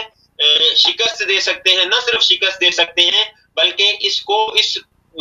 کرۂ ارض سے بالکل محو کر سکتے ہیں اور ختم کر سکتے ہیں. اچھا، یہاں تھوڑی سی یہ بھی وضاحت کرتے جائے گا کہ جب ہم اس طرح بات کرتے ہیں، ظاہر رہبر نے جس طرف اشارہ کیا ہے وہ ظاہر امریکہ کی جو ان کی ظاہر جس طرح سے ان کی آپس میں ممالک کی آپس میں ایک حکومتی سطح کے اوپر یا ان کی پالیسیز کی شکل میں یا ان کے اس طرح کے جو ایکشنز ہوتے ہیں جن کی شکل میں ان کے جو دشمنی نظر آتی ہے، یہ عوامی دشمنی انکلوڈیڈ ہے یا یہ یعنی کس طرح کی؟ کیونکہ ویسے تو ہم یہ وضاحت کئی دفعہ کر چکے ہیں کہ یہ عام انسانوں کی یا عوام کی یا لوگوں سے دشمنی نہیں، بلکہ یہ حکومتی جو پالیسیز ہیں یا جو اقدامات ہیں، جس طرح ابھی آپ نے ذکر بھی کیا تھا اپنی گفتگو میں کہ جس طرح اسلحہ کی جو خرید و فروخت یا یہ کہہ لیں کہ ان کی جو تجارتی جو یہ کہہ لیں آبجیکٹیوز کی خاطر جو انسانوں کو انہوں نے یہ غمال اپنی پالیسیز کے تھرو بنا رکھا ہے، تو یہ اس اعتبار سے دشمنی ہے، نہ کہ عام انسانوں سے یا ملک کی اس انداز سے کہ جس طرح سے خدا نہ خواستہ کہ آپ کو پتہ ہے کہ کئی لوگ سوچتے ہیں کہ پتہ نہیں یہ کس لیول کی ہے. تو اس کی بھی تھوڑی سی میں چاہوں گی کہ وضاحت فرمائے گا، کیونکہ یہ بہت ضروری ہے کہ ہم یہاں جو جس دشمنی کی رہبر بات کر رہے ہیں اس کی نوعیت، اس کا کی شکل کیا ہے، تاکہ یہ نہ ہو کہ کوئی خدا نہ خواستہ مس لیڈنگ میسج آگے جائے. دیکھیں، رہبر معظم کئی دفعہ اپنی گفتگو میں اس بات کی طرف اشارہ کر چکے ہیں کہ جب ہم امریکہ سے دشمنی کی بات کرتے ہیں، جب ہم عالمی استکبار جہانی کے سے دشمنی کی بات کرتے ہیں، تو اس کا قطعی مطلب یہ نہیں ہوتا کہ ہم اس مثلا امریکہ کی بات کر رہے ہیں تو ہم اس ملک کے اندر رہنے والی عوام کے دشمن ہیں. یہ کہیں نہیں ہے اور یہ تعلیمات اسلام کے بالکل خلاف ہے. ہم ان استکباری قوتوں کے ان اسٹیبلشمنٹس کے مخالف ہیں، وہ ہمارے دشمن ہیں کہ جو نہ صرف ہماری دشمن ہیں بلکہ عالم انسانیت کے دشمن ہیں. یہ واضح طور پہ کر چکے ہیں. میں نے شاید اپنی پچھلی گفتگو میں بھی عرض کیا تھا کہ کچھ عرصہ پہلے جب رہبر معظم نے شیعہ انگلشی برٹش شیعزم کا نعرہ لگایا تھا، نام لیا تھا، تو کچھ نام نہاد اسکالرز تو نہیں ہے بلکہ فقط اپنا نام انہوں نے اسکالرز رکھا ہوا ہے. انہوں نے ممبر کے اوپر آ کے یہ کہا تھا کہ رہبر معظم نے جب یہ کہا ہے تو میں بھی برٹش میں رہتا ہوں، میں بھی برٹش شیعہ ہوں، تو کیا اس کا مطلب یہ ہے کہ آپ سب کو وہ ایک ہی لاٹھی سے ہانکتے رہیں؟ تو خود رہبر معظم نے اس کا تصریح کی کہ ہمارا مقصد یہ نہیں ہے کہ برٹش میں رہنے والے شیعہ، بلکہ ہمارا مقصد یہ تھا کہ وہ افراد، وہ تفکرات اور وہ قوتیں کہ جو یہ چاہتی ہیں کہ شیعہ کو شیعہ کے ساتھ لڑا دیا جائے، جن کا مرکز لندن ہے، ہمارا مخالف، ہم ان کے مخالف ہیں، ہم ان کے دشمن ہیں. اور اسی طریقے سے رہبر معظم نے کئی دفعہ یہ اپنی گفتگو میں اشارہ کیا ہے کہ ہم امریکہ میں، یو ایس اے میں رہنے والے افراد کے دشمن نہیں ہیں بلکہ ان قوتوں کے دشمن ہیں کہ جو ان افراد کو غلط گائیڈ کرتے ہیں، ان افراد کو اس طریقے سے ایک کیا اسے کہتے ہیں، ایک دین کا یا ایک مکتب کا خاکہ پیش کرتے ہیں کہ جس کے بعد وہ یہ سوچنے پہ مجبور ہو جاتے ہیں کہ اسلام فقط دہشت گردی کا دین ہے. اس تفکر کے خلاف ہے. جبکہ آپ دیکھ لیں رہبر معظم نے 2 سے 3 خط بھی لکھے ہیں مغرب کے جوانوں کے نام. اس میں کیا کہا ہے؟ اس میں یہ تھوڑی کہا ہے کہ آپ ہمارے دشمن ہیں، بلکہ ان خطوط کی جو نوعیت ہے وہ ایسی ہے کہ ایک باپ اپنے بیٹے کو جس طرح سے مخاطب ہو کے کہتا ہے اس طریقے سے کہا کہ آپ اسلام کی طرف آئیں، آپ اسلام کا خود ایک نقطہ جو ان 2 لیٹرز میں ہے مشترک ہے، وہ اس نقطے کو پر زور ہے کہ آپ اسلام کو کسی اور بندے سے نہ سیکھیں، بلکہ اسلام کو اگر سیکھنا ہے خود قرآن کا مطالعہ کریں. اس کا مطلب یہ ہے کہ جو ویسٹ میں جو دشمنان اسلام ہے، دشمنان مکتب اسلام ہے، دشمنان امت اسلام ہے، وہ جو اسلام کی تصویر پیش کر رہے ہیں وہ تصویر بالکل غلط ہے. وہ غلط ویسے ہی ہے کہ آپ کیا کریں، اپنے دشمن کو دوست بنا کے پیش کر دیں. یہ رہبر معظم نے ان خطوط میں بھی عرض کیا ہے، خود گاہے بگاہے اس کی تصریح بھی کیا اور اشارہ بھی کیا کہ ہمارا جو دشمن ہے یہ نہیں ہے کہ ہم اس ملک کی عوام کے دشمن ہیں، بلکہ ہم اس ملک کے اوپر جو استکباری قوتیں ہیں ان کے دشمن ہیں، کیونکہ وہ استکباری قوتیں نہیں چاہتی کہ حق کا پیغام عام ہو. آج آپ دیکھ لیں یو ایس اے کے لوگوں کو غزہ کے حمایت میں کس نے اٹھایا؟ فرانس کے اندر غزہ کی حمایت میں لوگوں کو کس نے اٹھایا؟ پیرس کے اندر، نیدرلینڈ، آپ کوئی بھی مغربی ممالک اٹھا کے دیکھ لیں، ہر ملک میں کس کی حمایت میں مظاہرے ہو رہے ہیں اور ان کو کس نے اٹھایا ہے؟ ان کو اس ضمیر نے اٹھایا ہے، اس پاک فطرت نے اٹھایا ہے کہ جو ہر انسان کو یہ کہتی ہے کہ جہاں پہ ظلم ہو تم اس ظلم کے خلاف ہو جاؤ اور جو مظلوم ہے اس مظلوم کا ساتھ دو. آج ڈیتھ ٹو امریکہ خود لندن کے اندر ہو رہا ہے، ڈیتھ ٹو امریکہ خود نیو یارک کی سڑکوں کے اوپر ہو رہا ہے. کیوں ہو رہا ہے؟ اس کی وجہ یہ ہے کہ لوگ جان چکے ہیں، لوگ یہ باور کر چکے ہیں کہ جو ہمیں اسلام کی تعلیمات سے آگاہ کیا گیا ہے وہ درست نہیں ہے. لوگ جان چکے ہیں کہ اسلام دہشت گردی کا دین نہیں بلکہ امن کا دین ہے. لوگ جان چکے ہیں کہ اسلام کیا ہے، رواداری اور امن و شانتی کا دین ہے. اور ہمیں جن لوگوں نے بتایا ہے کہ آپ سب سے وہ پاک ہے، در حقیقت تو وہی لوگ ظالم ہیں. آج آپ دیکھ لیں. اچھا آغا آخری 3 منٹ ہے، اگر اپنی بات کو آپ کنکلوڈ کر سکیں جسٹن کے صاحب کے ذہن میں. آج آپ دیکھیں جتنی بھی ویسٹرن کنٹریز ہیں غزہ کے مسلمانوں کے ساتھ اظہار ہمدردی کرنے کے لیے، یعنی جن کا کوئی دین نہیں ہے، جو مسلمان وہ نہیں دیکھتے کہ یہ مسلمان ہیں، کیا کر رہے ہیں؟ ان کے ساتھ کھڑے ہوئے ہیں، ان کے ساتھ اظہار ہمدردی کر رہے ہیں. یہ دلیل ہے کہ ویسٹرن لابی نے جو استکباری قوتیں ہیں انہوں نے اپنے لوگوں کو اسلام کی درست طریقے سے انفارمیشن نہیں دی. آج خود لوگ یہ جان چکے ہیں، اور جب ظاہر ہے جس کے اوپر حق عیاں ہو جائے، حق آشکار ہو جائے تو پھر وہ ہر ظالم کے خلاف ہوتا ہے اور ہر مظلوم کا ساتھ دیتا ہے. اور اب ایک نقطہ ہمیں یہاں پہ جاننے کی ضرورت ہے کہ ظاہر ہے ہم رہبر کی سپیچز سنتے ہیں تو ہمیں رہبر کے ساتھ کس طریقے سے متصل ہونا چاہیے. دیکھیں ایک رہبر کے ساتھ، ایک لیڈر کے ساتھ ایک طریقے سے متصل ہو سکیں، کس طریقے سے اپنا رابطہ رہبر کے اوپر قائم کر سکیں اور اس کی اہمیت کیا ہے. دیکھیں رہبر کے ساتھ رابطہ تعلق کرنے کا مطلب یہ نہیں کہ آپ کے پاس رہبر کا نمبر ہو، واٹس ایپ نمبر ہو یا جی میل ہو یا فیس بک آئی ڈی کے اندر آپ فرینڈ ہو یا جو بھی ہو، یہ نہیں ہے، بلکہ رہبر سے تعلق کا جو رابطہ ہے یہ ہے کہ آپ رہبر کی جو زبان چل رہی ہے، لب ہل رہے ہیں، ان لبوں کی حرکت کو دیکھیں کہ یہ کیا کہہ رہے ہیں، ان الفاظ کو دیکھیں کہ جو رہبر کے منہ سے نکل رہے ہیں، ان الفاظ کو دیکھ کر اپنے لیے لایا عمل بنایا جائے. اور کوئی بھی قوم، دیکھیں قوموں کے لیے موت ہے مرکز سے جدائی. علامہ اقبال کہہ گئے کہ اگر آپ نے ایک رہبر کے آواز کے اوپر لبیک کہا، در حقیقت اگر آپ نے امت بننا ہے، اگر آپ نے دنیا کو تسخیر کرنا ہے اور مہدویت کے لیے دنیا کو آمادہ کرنا ہے تو ایک رہبر، ایک مرکز اور ایک ہدف کی خاطر حرکت کرنا پڑے گی. آج امت مسلمہ، میں کنکلوڈ کر رہا ہوں، آج امت مسلمہ کی ناکامی، امت مسلمہ کی بدبختی، امت مسلمہ کی جو جسے کہہ لیں کہ وابستگیاں جو دشمن کے ساتھ ہیں، اس میں بنیادی کلید کس کا ہے؟ کون سی ہے؟ کہ ایک رہبر کی آواز پہ لبیک نہیں کر رہے، کہہ رہے ایک مرکز کے گرد جمع نہیں ہو رہے اور ایک ہدف کی طرف گامزن نہیں ہے. ہر کوئی اپنے آپ کو رہبر کہہ رہا ہے, ہر کوئی اپنا مرکز بنا کے بیٹھا ہوا ہے, ہر کوئی یہ کہہ رہا ہے کہ ہمارے یہ اہداف ہیں, یہ اہداف ہیں. ہمیں کیا کرنا چاہیے؟ رہبر معظم امام سید علی خامنائی کے جو فرمودات ہیں, ان کی جو نصیحتیں ہیں, ان کی جو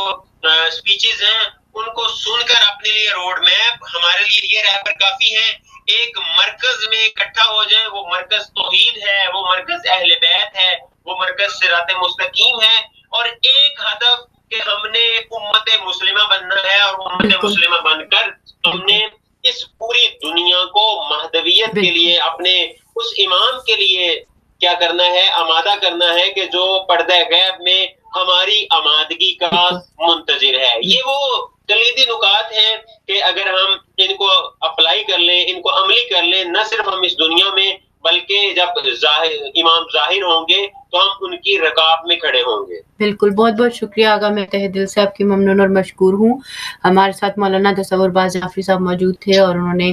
بہت ہی خوبصورت طریقے سے رہبر کے جو ریسرچ اسپیچ سے اہم نکات ہمارے ساتھ پیش کیے. ضروری ہے کہ ہم ان کو سمجھنے کی کوشش کریں اور